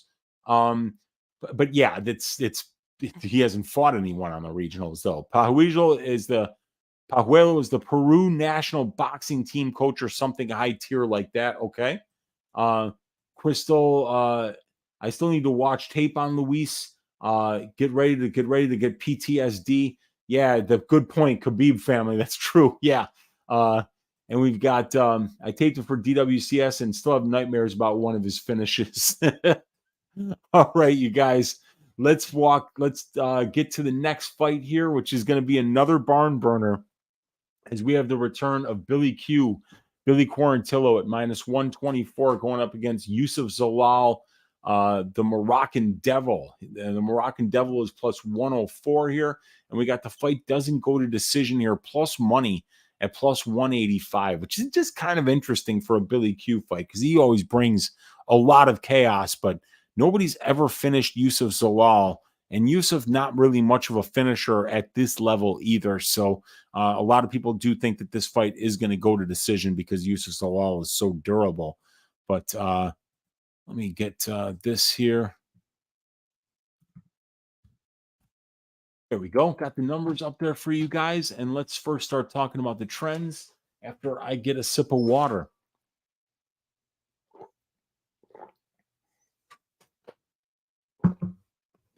All right, Billy Quarantillo was originally slated to fight Gabriel Miranda here, but Miranda pulled out, and the short notice replacement is going to be Youssef Zalal. Billy is 3-3 in his last 6 fights. He's got wins over Gabriel Benitez, Alexander Hernandez, and Damon Jackson, and the losses came to Gavin Tucker, Shane Burgos, and Edson Barbosa. Billy's a minus 158 favorite over Youssef Zalal, who makes his return to the UFC after being away for a year and a half. Youssef is 3-0 since he left the UFC, winning all 3 fights in the first round. Prior to that, Youssef went 3-1 in his 7 UFC fights. His most recent UFC performance was at 135 pounds versus Damon Blackshear, and he almost finished Damon in the third and earned a majority decision draw in that fight. Both these guys really need a win here. Let's see how the short notice Zalal handles this spot. Now, Billy Quarantillo is going to have the pro experience advantage here. 4 more fights, 35 more minutes of cage time, 4.5 more years as a pro fighter. He's got the UFC experience advantage with 2 more fights at the UFC level. He's got the finishing ability. Both guys have similar career finish rates, but at the UFC level, Billy has finished 4 of his 6 UFC wins, while Zalal has finished 0 of his 3 UFC wins. And Billy brings that pace, the pressure, and the volume. He pushes a hellacious pace. He attempts 23.11 distance strikes per minute. That's 11.06 more than the divisional average, and he's landing 10.72, which is 5.92 more than the divisional average. He's attempting 5.76 takedowns per 15 minutes. He gets 1.44 of them, and he stays busy on the ground attempting 1.3 submissions per 15 minutes. Everywhere the fight goes, Billy spams offense and uses that constant forward pressure and output to break his opponents late in fights. And Billy has fought the more experienced UFC competition overall compared to Zalal, and his wins are better according to my metric. Now, Youssef Zalal is almost 8 years younger than Billy Quarantillo. He's going to have a 2-inch reach advantage. He's a switch stance fighter versus an orthodox fighter in Zalal, or I mean in Billy. So that's an on paper statistical advantage. Youssef does a nice job of winning minutes at distance striking range. Zalal has a positive 1.89 distance striking differential with way above average 46% accuracy and 68% distance striking defense. He only spends 41% of his UFC cage time at distance striking range, as does Billy. But while he's there, he outlands his opponents and he avoids the big shot, as he's never been dropped in the UFC. And Zalal's a grinder. He's never clocked less than 171 seconds of control time in any of his UFC fights. And he's attempted 48 takedowns in 7 UFC fights, landing 15 of them. Youssef pushes opponents against the cage. He slows down their offensive output, and he tries to get fights to the ground. Zalal outcontrols his opponents 35% to 24%, winning 59% of the control time positions he's been in. So if there is a fighter who can slow down the relentless offensive output of Billy Q, it could be Youssef. Now, taking a Billy Q fight on short notice is a tall order with the pace and pressure this dude always brings. He forces a chaotic back and forth war, and if you aren't in fantastic shape, he can absolutely break you. Zalal is no pushover, though. He's never been finished as a pro. He has finished 100% of his regional scene wins, and nobody really runs a clinic on this dude, as all of his losses in the UFC were either 29-28 unanimous decision losses, and he also has a split decision loss. Zalal trains at Factory X Muay Thai, so I think he'll be ready for the pace that Billy brings. And in terms of skill, I think these guys are similar. Billy has the overall and the UFC experience advantages, the pace advantage, and he's fought a better brand of UFC competition. While Zalal's 7 years younger, he's got a 2-inch reach advantage, and he fights a similar grinding style to Billy. I think that this is a greasy back and forth fight that probably goes the distance, but the betting lines aren't really showing me any opportunities to be had. I do have to lean with the output and the guy who I think will be landing the bigger shots, and that's Billy Q here. So the pick is going to be Billy Quarantillo to win this fight by decision. And right now, Billy Q by decision can be had on BetOnline Sportsbook at plus 130. On DraftKings, Billy Q by decision is plus 140. And on Bet Rivers, Billy Q by decision is plus 150. So plus 150, I think, is a decent look. Might be something I wind up playing here because I do think that Billy can win some minutes on the ground. And I think that while this is at distance striking range, he's going to be doing so much more. And optically, it's just going to look way better for him.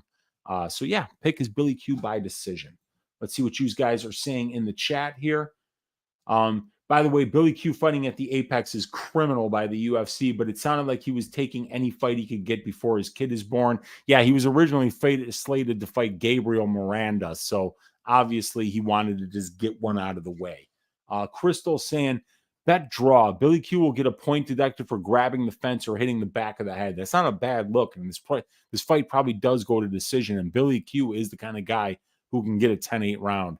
Zalal's last fight was against an MMA debutante. Yeah, but a very good one in Blackshear, who's gotten some good wins up at this level. So I think that and I think Zalal won that fight too, because he definitely 10-8'd him in the third. And I thought you could have given him either the first or the second. So I was surprised that he didn't win that fight. Gus saying split decision or draw props have entered the chat. Yeah, there we go. Zalal will time a takedown and will look to sub Billy Q. His ground game is very good. He is rolling with Barber. Okay. Oh, over at Factory X? Because Barber doesn't train at Factory X. Real fight picks. Most impressive highlight on Zalal's resume is losing a decision against Topuria. Yup. I'm going to make 14 leg parlay for every fight ending in split decision.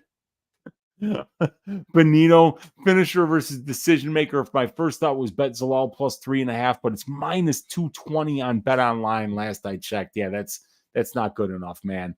Zalal has paid his dues. Yes, he has. Zalal won that fight 100%. Yeah, I agree, man. I thought he won that because he definitely 10-8'd Damon Blackshear in the third round. He was so close to having him out of there. And then the first and the second round were back and forth rounds where both guys had their moments. So, yeah, like I said, man, I think Zalal won that fight against Blackshear. He's dating Barber. I was alluding to that fact. Oh, I didn't know that. He's dating Macy Barber. Okay, well, good for him. Yeah, man.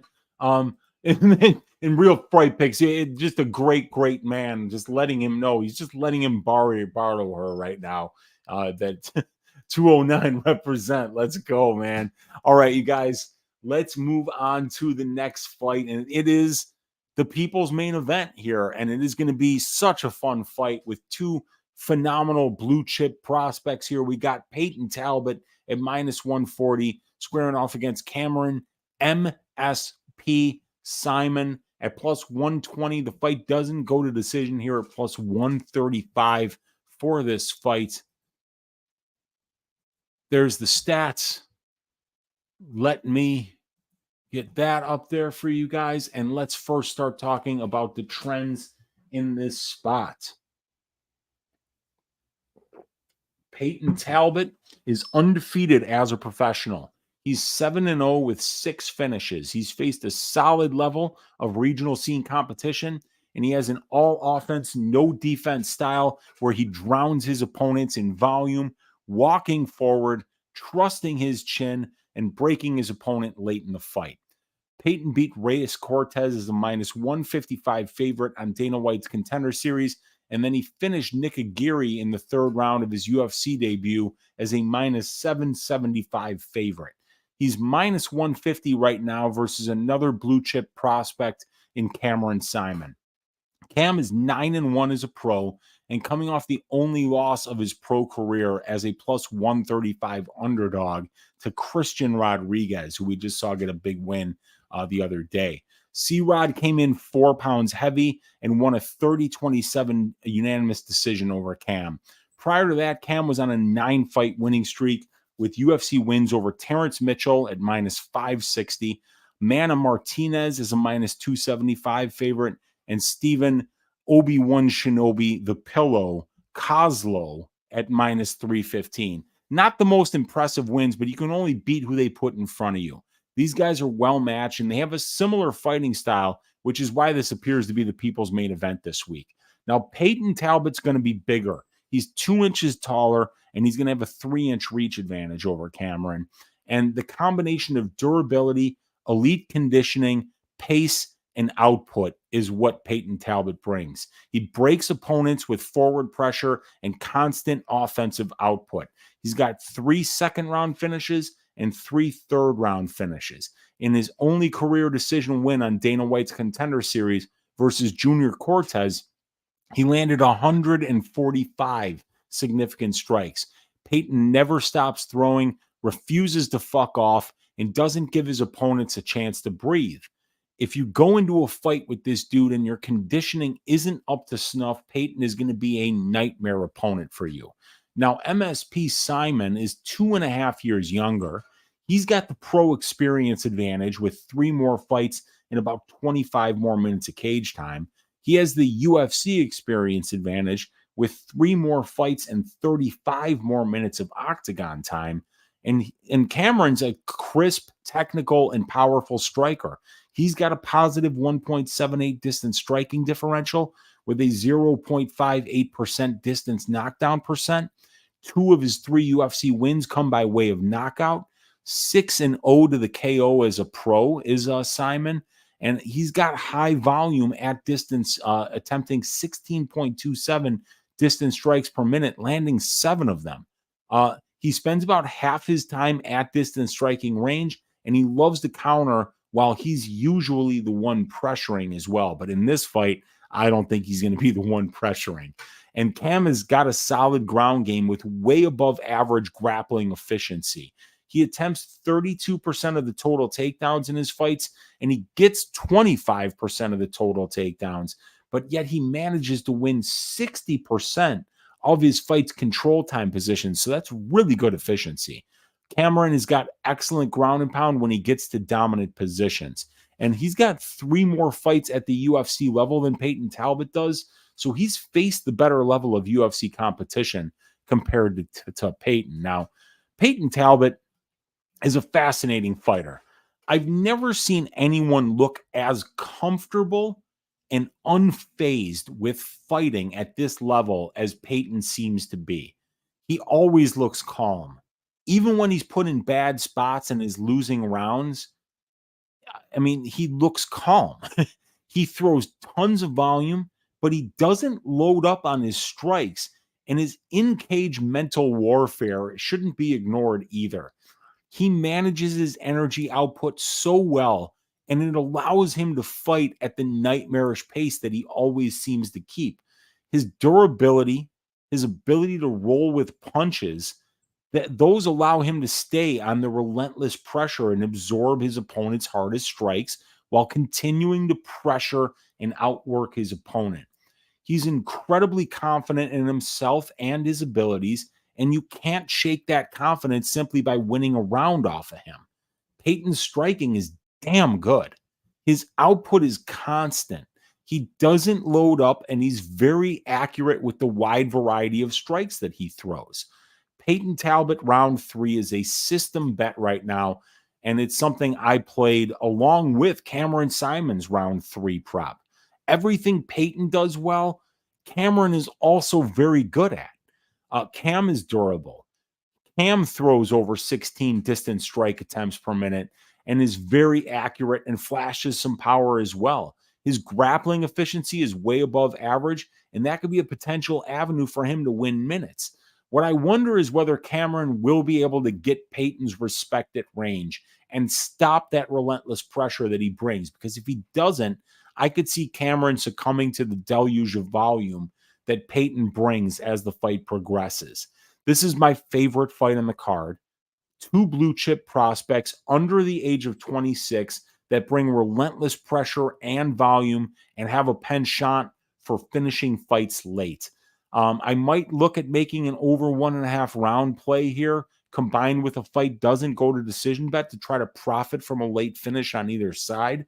I think this fight is going to be very close. I favor Peyton's size, his length, his output, his pressure, and cardio here, but Cameron can find ways to win minutes with his grappling and potentially land the more eye-catching shots at distance. So I think this fight is going to be very close. It's in terms of just the straight money line, I'm not really laying that on Peyton Talbot. I could see getting to a Simon bet on the money line. But what I did do was I played Cam Simon to win in round 3 at a quarter unit at plus 2,000 to try to win 5. And I played a half unit on Peyton Talbot to win in round 3 at plus 1,200 to try to win 6 units. And then I think I'm also going to bet on Peyton Talbot to win and over 1.5 rounds at plus money to get Peyton at what I think is his best win condition by an attritional knockout against a very durable guy in Cameron Simon. So I do think that Peyton Talbot is going to win this fight, and the pick is going to be Peyton Talbot to win by 3rd round knockout. So Talbot KO round 3 is the pick. What are you guys up to? Let's see.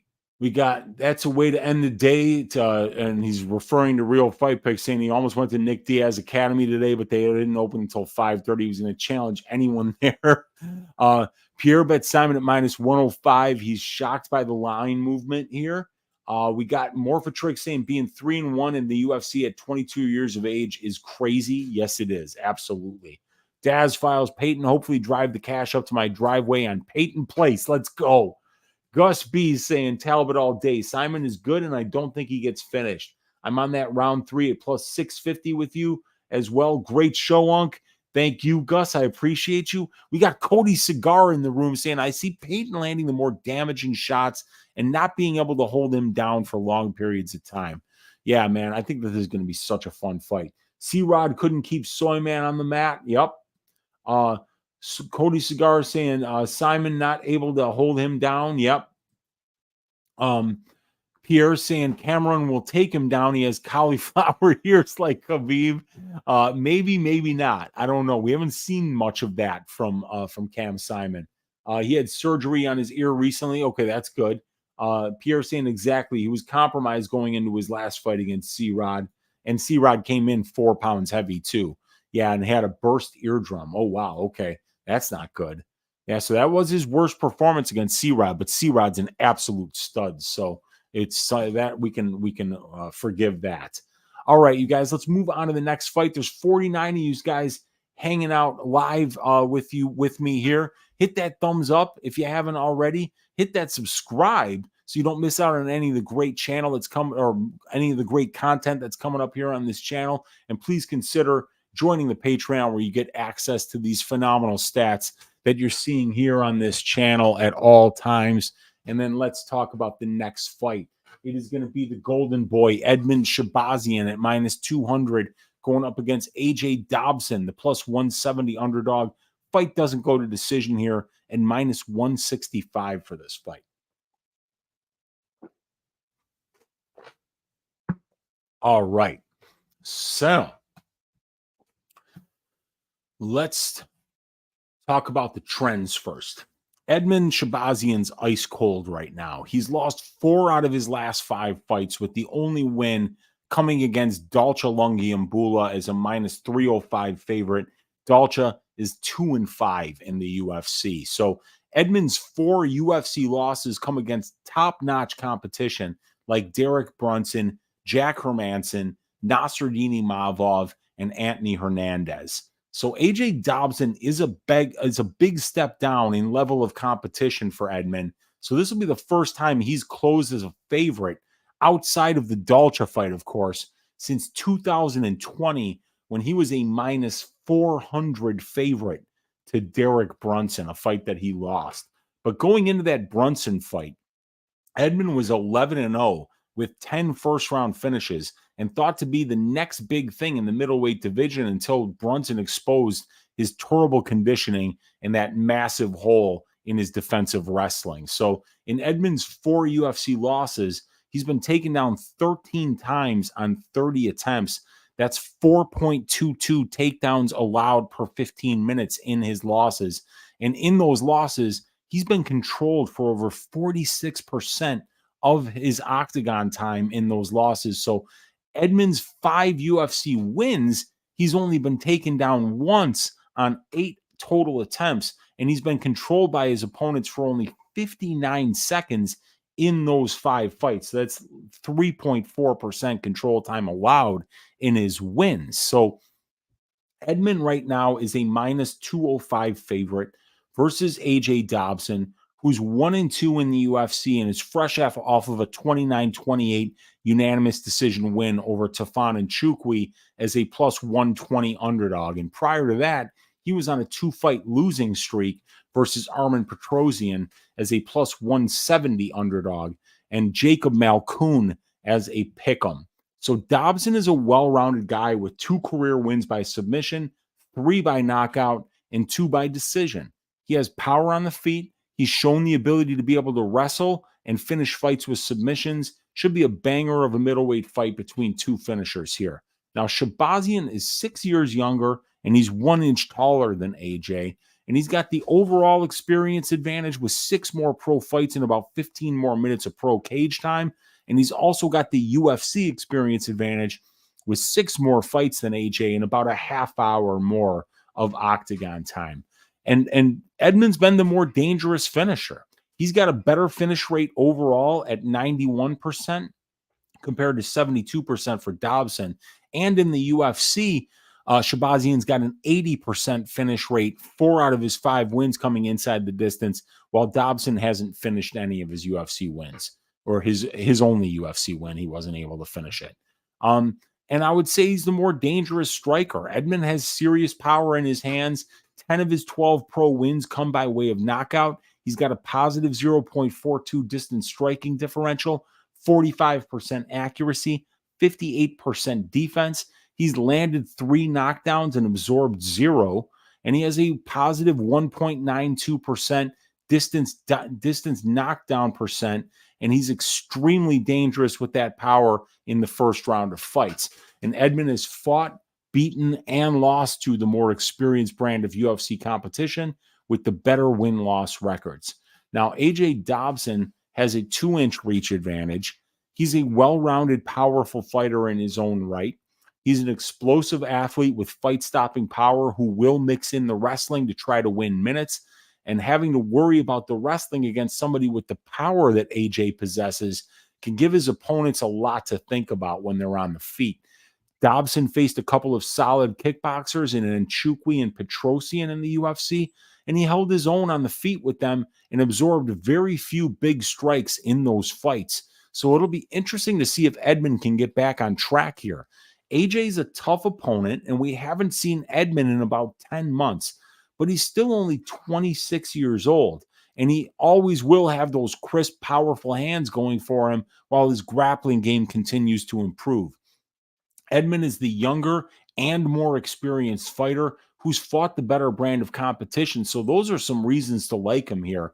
And even though I think this fight is going to be close, I do see Edmund landing the better strikes and having the power differential at distance striking range. The wrestling could be close, and whoever finds ways to mix in the occasional takedown and rack up some control time and land some ground and pound could help themselves out on the scorecards should this fight go the full 15. I think Edmund will do a better job of maintaining range. I think he'll land the bigger strikes and avoid losing minutes in the grappling exchanges. And with him being younger, more experienced, and having the strength to schedule advantage, that's enough for me to pick him to win the fight. So I'm going to pick Edmund Shabazian to win this fight by decision. All right. See what you guys are saying in the chat here. Oh, yeah. Burst eardrum. Peyton has high school wrestling experience as well in the great state of Nevada. That is true. Morphotrix, Anthony Hernandez is an absolute nightmare matchup for pretty much anyone in that division. Good God. Yeah, Hernandez is awesome. I'll bet AJ seemed okay at the odds. Yeah, it's okay. Yeah, I mean, if he can get some takedowns, if he can land this, some of the bigger shots, he's not going to be out of his depth here. I think that's going to be a fairly close fight, but I think there's a lot of reasons on paper to like Shabazian. AJ stared at a limping Arman and didn't finish, lost the fight. Can't bank on his instincts at all. Yeah, I remember that. He had hurt Arman's leg and didn't really pick up on it. I don't think I could stomach having money on Dobson to watch him stand there and spar for 15 minutes. That's why I like the overs here, and that's why I like Shabazian by decision at plus 300. I think that's a pretty good play. It's probably something I'm going to play for a half unit this week. Brunson did do him dirty. Yes, he put it on him. At least Edmund will fight for the money until he gasses. That's very true, but Dobson's not the type of guy who's going to put enough of a pace on you to make you tired. Octahedron saying post USADA Edmund could look better. That is a definite possibility. And I think the speed difference will be a huge problem for Dobson, especially early. Agreed, Cody. All right, we've got 2 more fights to break down here before we're done for the night. The second to last one, the co-main event, is going to be Carl Williams at minus 180 going up against Justin Badman Tafa, the plus 155 underdog. Fight doesn't go to decision for this fight at minus 210. So this is the most likely fight to end inside the distance according to the odds on this card. So let's first start talking about the trends for this fight. As we've got Carl Williams is 9-1 as a professional, and he's currently on a 6-fight winning streak. He fought the first 7 fights of his pro career at light heavyweight, then moved up to heavyweight to accept a short notice opportunity to fight Penn State wrestling standout Jimmy Lawson as a plus 145 underdog, and he won a dominant 30-27 unanimous decision, getting 3 takedowns, almost 11 minutes of control time, and outlanded Lawson 24-1 in significant strikes.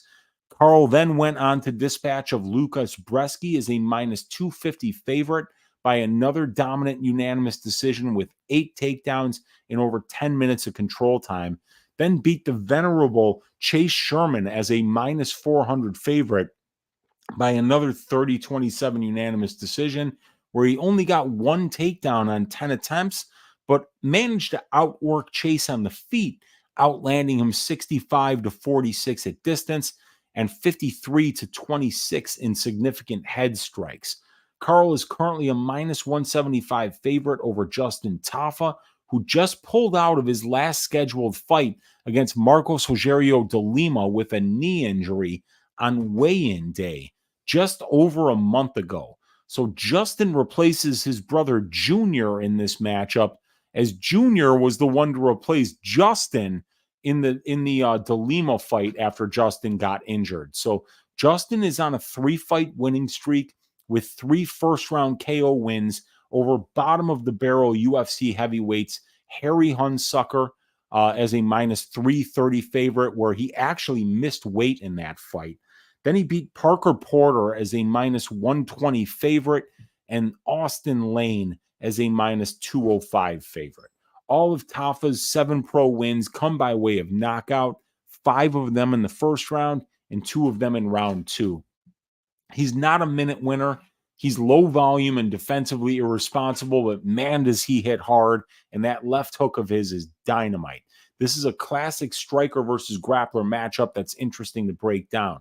Now, Carl Williams is much bigger. He's 3 inches taller, and he's going to have a 5-inch reach advantage here. He's got the pro experience advantage with 50 more minutes of professional cage time, and he's the better minute winner in the distance striking exchanges. Carl is a positive 1.15 distance strike differential, while Tafa's is -1. And Carl uses his length well. He stays behind a fast and accurate jab, and his distance striking defense is almost 64%, while Tafa's is 52%. Carl lands a little more volume per minute than Tafa does, but absorbs almost 2 less strikes per minute. In addition to that, Carl's opponents have to account for the threat of the wrestling, which makes him even more tricky to deal with at distance.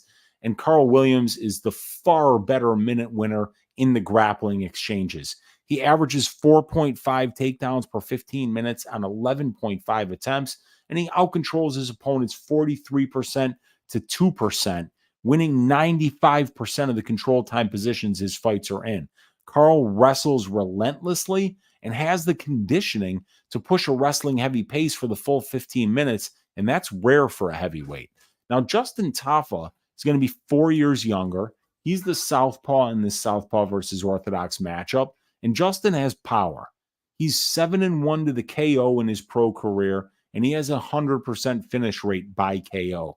His left hook makes heads fly and is a 2.37% distance knockdown percentage, and he's 4-1 to the knockout in the UFC.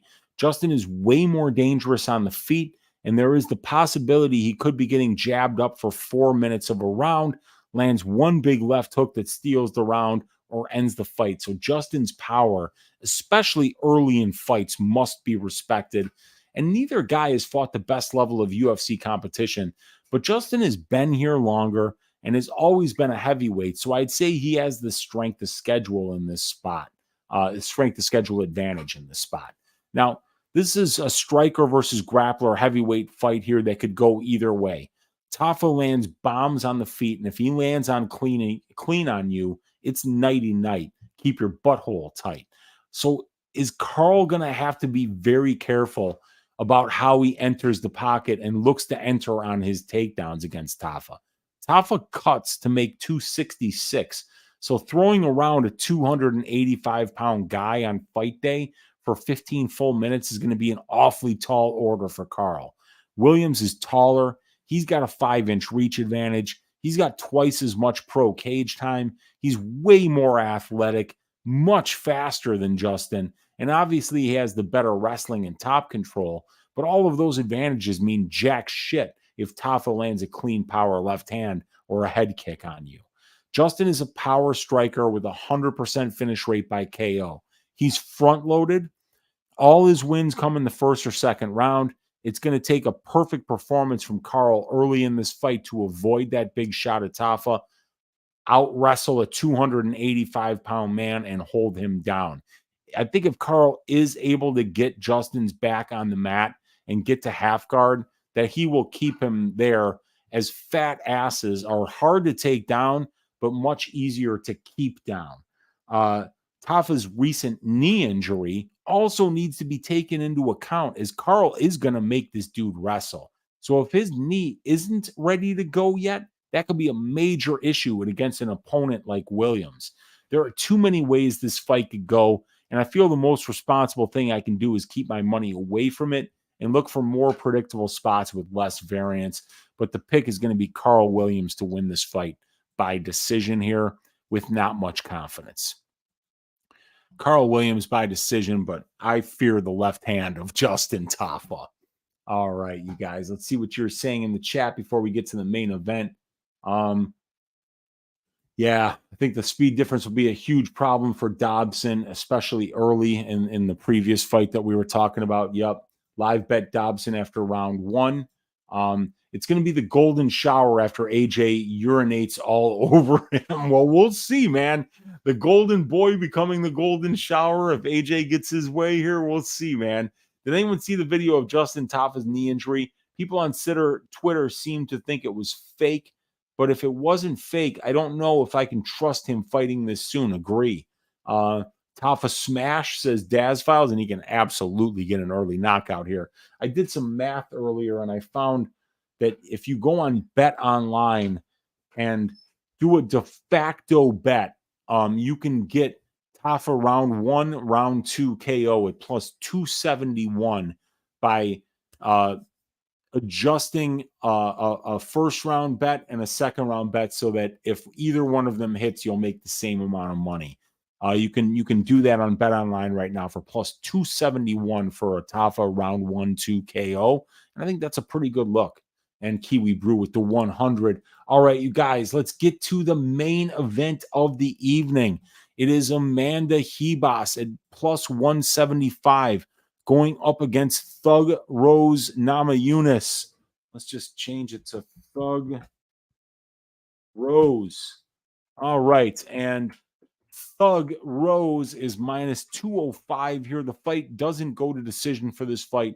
Juiced up at minus 165. So let's first start talk about the trends here.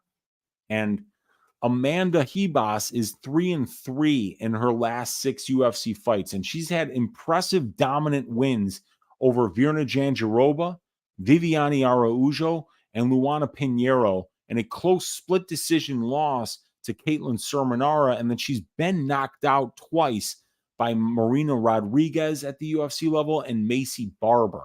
The chin of Ribas has very much come into question lately, and Thug Rose has flashed power in the past, most notably when she knocked out Weili Zhang by head kick in the first round in 2021 to reclaim the women's strawweight belt as a plus 175 underdog.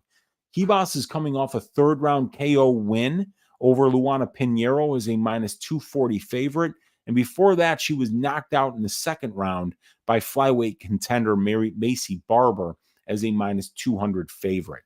Thug Rose is 3-2 in her last 5, but she's on a 2-fight losing streak.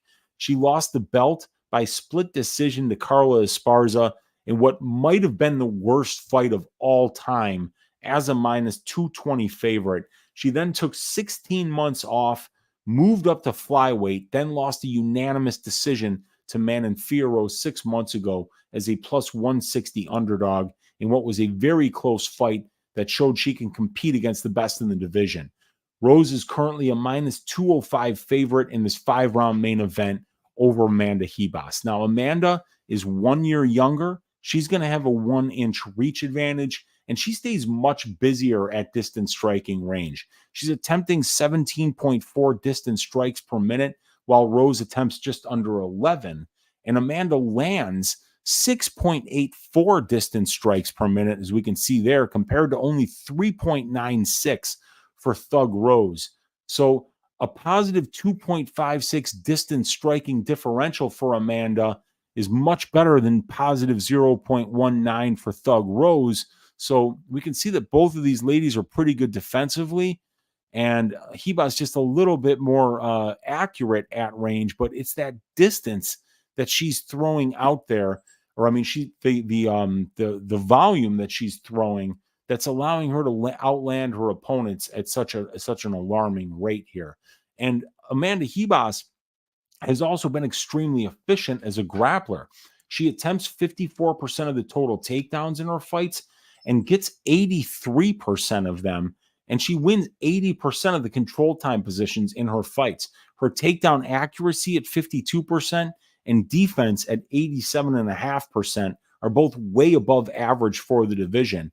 Amanda also attempts 0.8 submissions per 15 minutes, which is 0.36 more than the divisional average. And she's 4 wins and 0 losses to the submission as a pro and 2-0 to the sub in the UFC. So the judo and Brazilian Jiu-Jitsu black belt in Amanda Ribas is very dangerous in the minute and moment winning aspects of the grappling exchanges. Now, Thug Rose is going to be 2 inches taller than Amanda. She's got the pro experience advantage with 1 more pro fight and 75 more minutes of pro cage time in 2 more years as a pro fighter. Also has the UFC experience advantage with 4 more fights and 80 more minutes of octagon time. And also it's the 5-round experience that Thug Rose here. She's been scheduled for 5 rounds 8 different times at the UFC level, while this will be Amanda's first main event and 5-round fight in the UFC. Rose flashes power on the feet, and against an opponent like Ribas, who's been knocked out in 3 of her 4 career losses, it's important to note that Thug Rose has 4 UFC knockdowns, that she has a 0.72% distance knockdown percentage, and that she's 2-1 to the KO in the UFC, with those knockouts coming against goats of the division, Zhang Weili and Joanna Jędrzejczyk, and the only KO loss coming by way of slam to the very handsome Jessica Andrade. So I definitely rate Rose as the much more dangerous moment winner at range, both due to her offensive power and durability advantages that she should have in this matchup. And Rose is also a plus grappler. She spends less of her total octagon time in control time positions at only 27% compared to 39% for Rose, or 39% for Ribas. But she wins over 70% of the control time positions her fights are in, despite attempting just under 1/2 of the takedowns in her fights. Her takedown accuracy, defense, and efficiency rating are all above average for the division, and Rose has the strength of schedule advantage in this matchup. She has fought, beaten, and lost to the more experienced competition with the better win-loss records. So it's an interesting main event between 2 former strawweights now fighting up a weight class at 125. Lots to like on the Thug Rose side. More experienced overall and in the UFC. Big-time power and durability advantages here in Rose's favor. Rose always limits opponents' takedown attempts and control time allowed, as she yields only 1.25 takedowns per 15 minutes and less than 8% control time to her opponents. So winning minutes on the ground against Rose is difficult. Rose has fought and beaten a much higher level of competition, and she's a former 2-time champ with 8 5-round fights to her credit, while this will be Amanda's first time scheduled for 5 and her first UFC main event. This is a tough row to hoe for Amanda Ribas, but there is a path for her. She can stay busy, avoid the big shots, pressure forward, and try to make Rose grapple. In the 5 UFC fights where Rose's opponents have attempted more than 2 takedowns against her, Rose is 2 wins and 3 losses in those fights, and both of those wins are by split decision. So making Rose grind more than she's used to seems to be the path to make her uncomfortable. And Ribas does have the skill set to try to make that happen. But I still think the striking acumen, the durability and the power differentials that Rose Namajunas has here, along with the 5-round experience against much tougher opponents, is going to be too much for Amanda Ribas. I'm worried about Amanda's chin. So the pick is going to be Thug Rose Namajunas to win by 3rd round knockout. We did it, you guys. We got through all 13 fights on this card.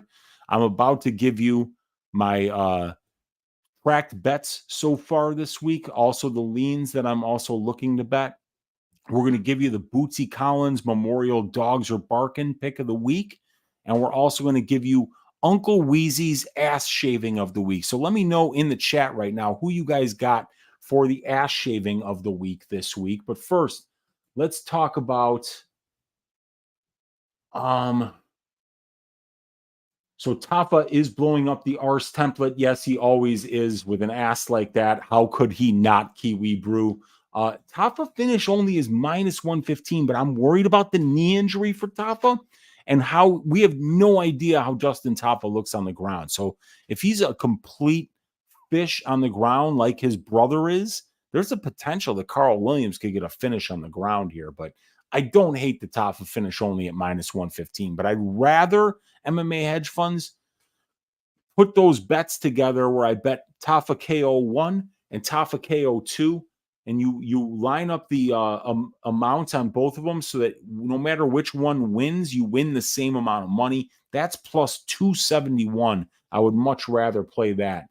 Age is just a number, and that was Pat Berry who said that.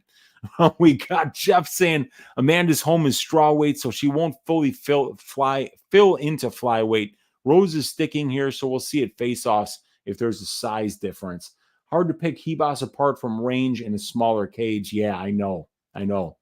That's true. Ribas cannot last 5 with Thug Rose unless Rose has one of those performances. Yeah, I hear you, man. If this was Rose's comeback spot, it wouldn't be at the apex. A fun fight, in my opinion. Yeah. A quiet send-off. Yep, I hear you. Daz File saying, remember, Rose, you are the best. Repeat ad nauseum. Rose is better without a crowd. Less anxiety. She can hear everything Pat says, for better or for worse. That's probably true. Got Rose by sub at plus 850 on my book. I think the club and sub is live here. That could be. Sneaky Ninja in the room saying Thug Rose is going to knock her out. Ribas sucks. She is actual trash. She's not trash. She's a good fighter. She's had close fights against some really good ones, but it's the ones with power that really give her problems. And Rose has got a little bit of power. Easy to see Ribas start to fade after the third. It could be, because we don't know what she looks like after the third. I see the KO. Amanda has a chin, but she does not move her head. She's going to be absolute food on the feet. It's all about grappling. Agreed. That's a good point. You are right. And Sneaky saying Ribas will look for a judo takedown and get lit up until the ref stops it. Yeah, those judo takedowns. She's a black belt, so she might be looking for those in the clinch. We'll see if she winds up being able to get them. I lost thousands on Tuivasa, never picking Samoans again. Yeah, man, we knew he would look bad if he got taken down, and sure enough, whenever Tabura gets on top of you, he puts people in bad spots. Jake saying all depends if Rose is actually mentally ready or not.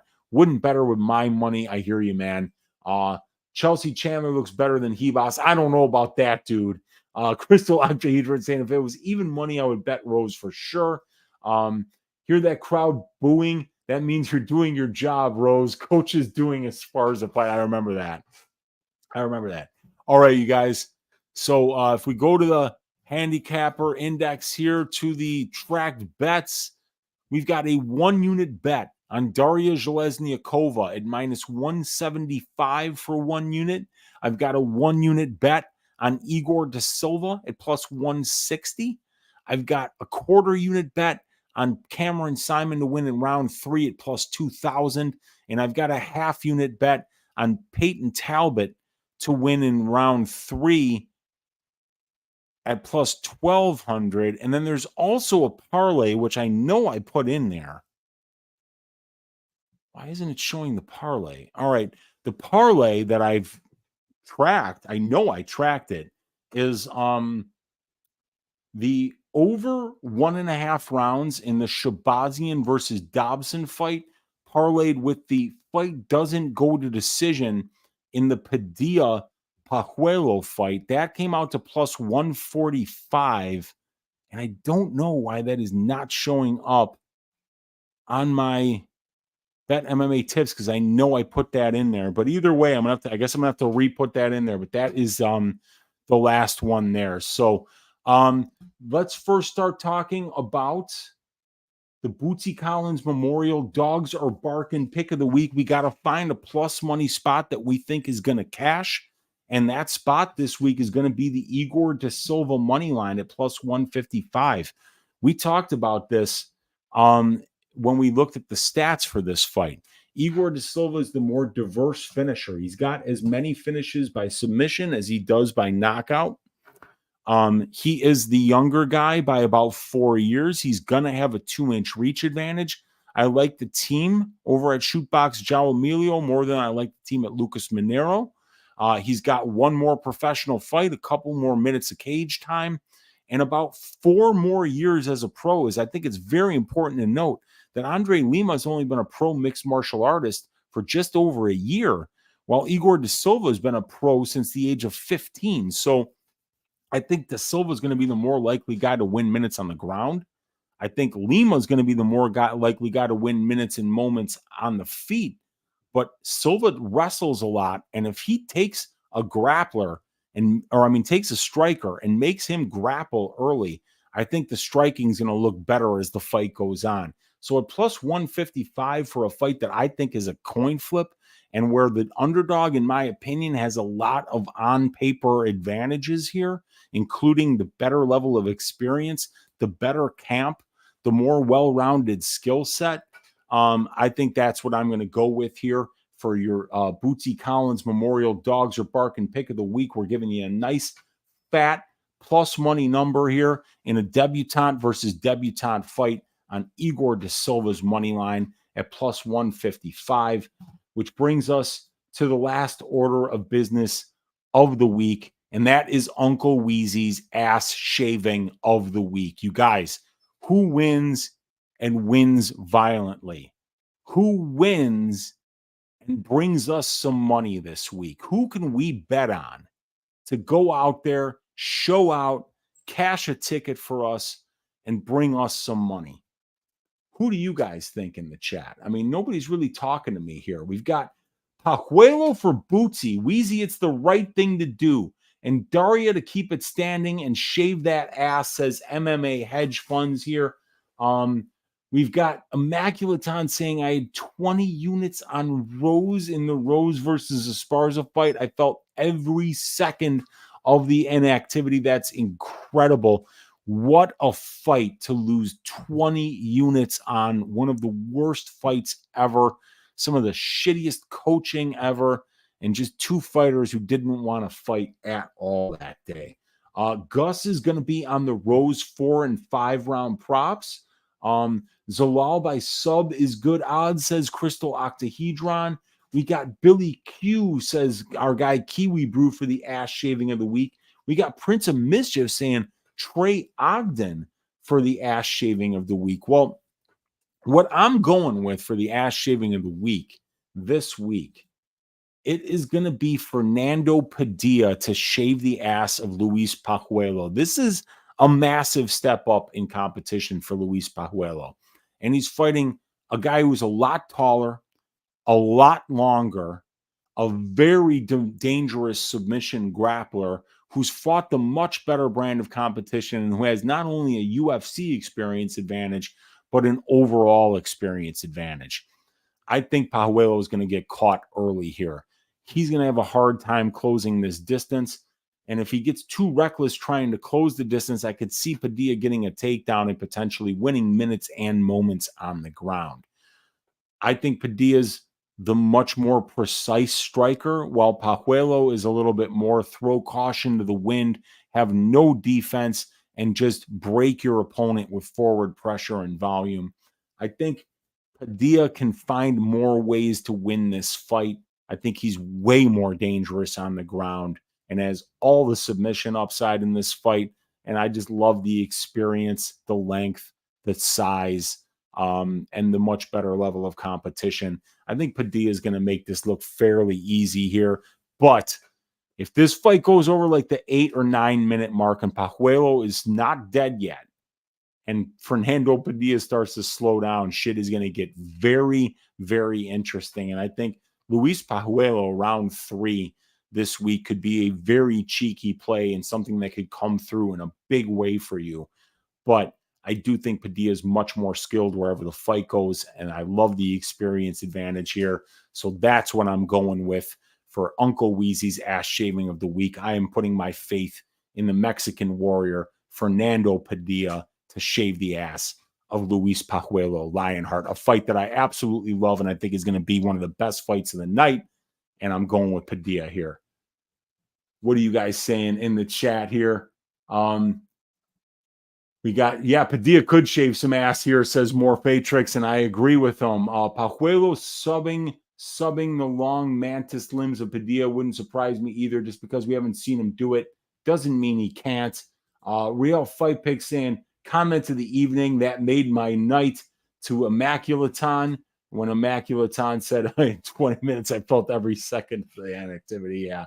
Rose for the ass shave. I like it, but she's female. Can't trust the females anymore for ass shaving of the week. Padilla loves it, says my guy Kiwi. You better put him out or Luis gets him. Yeah, no, I hear you, and I'm with you there, man. Yeah, Pajuelo, just like DDP, but better for real. Let's see, man. That's going to be a fun fight. And that Real Fight Picks, true. Payne never put more than two units on a woman again as a hard rule. Couldn't agree more. We did it, you guys. Just under 2.5 hours. We broke down all 13 of these fights.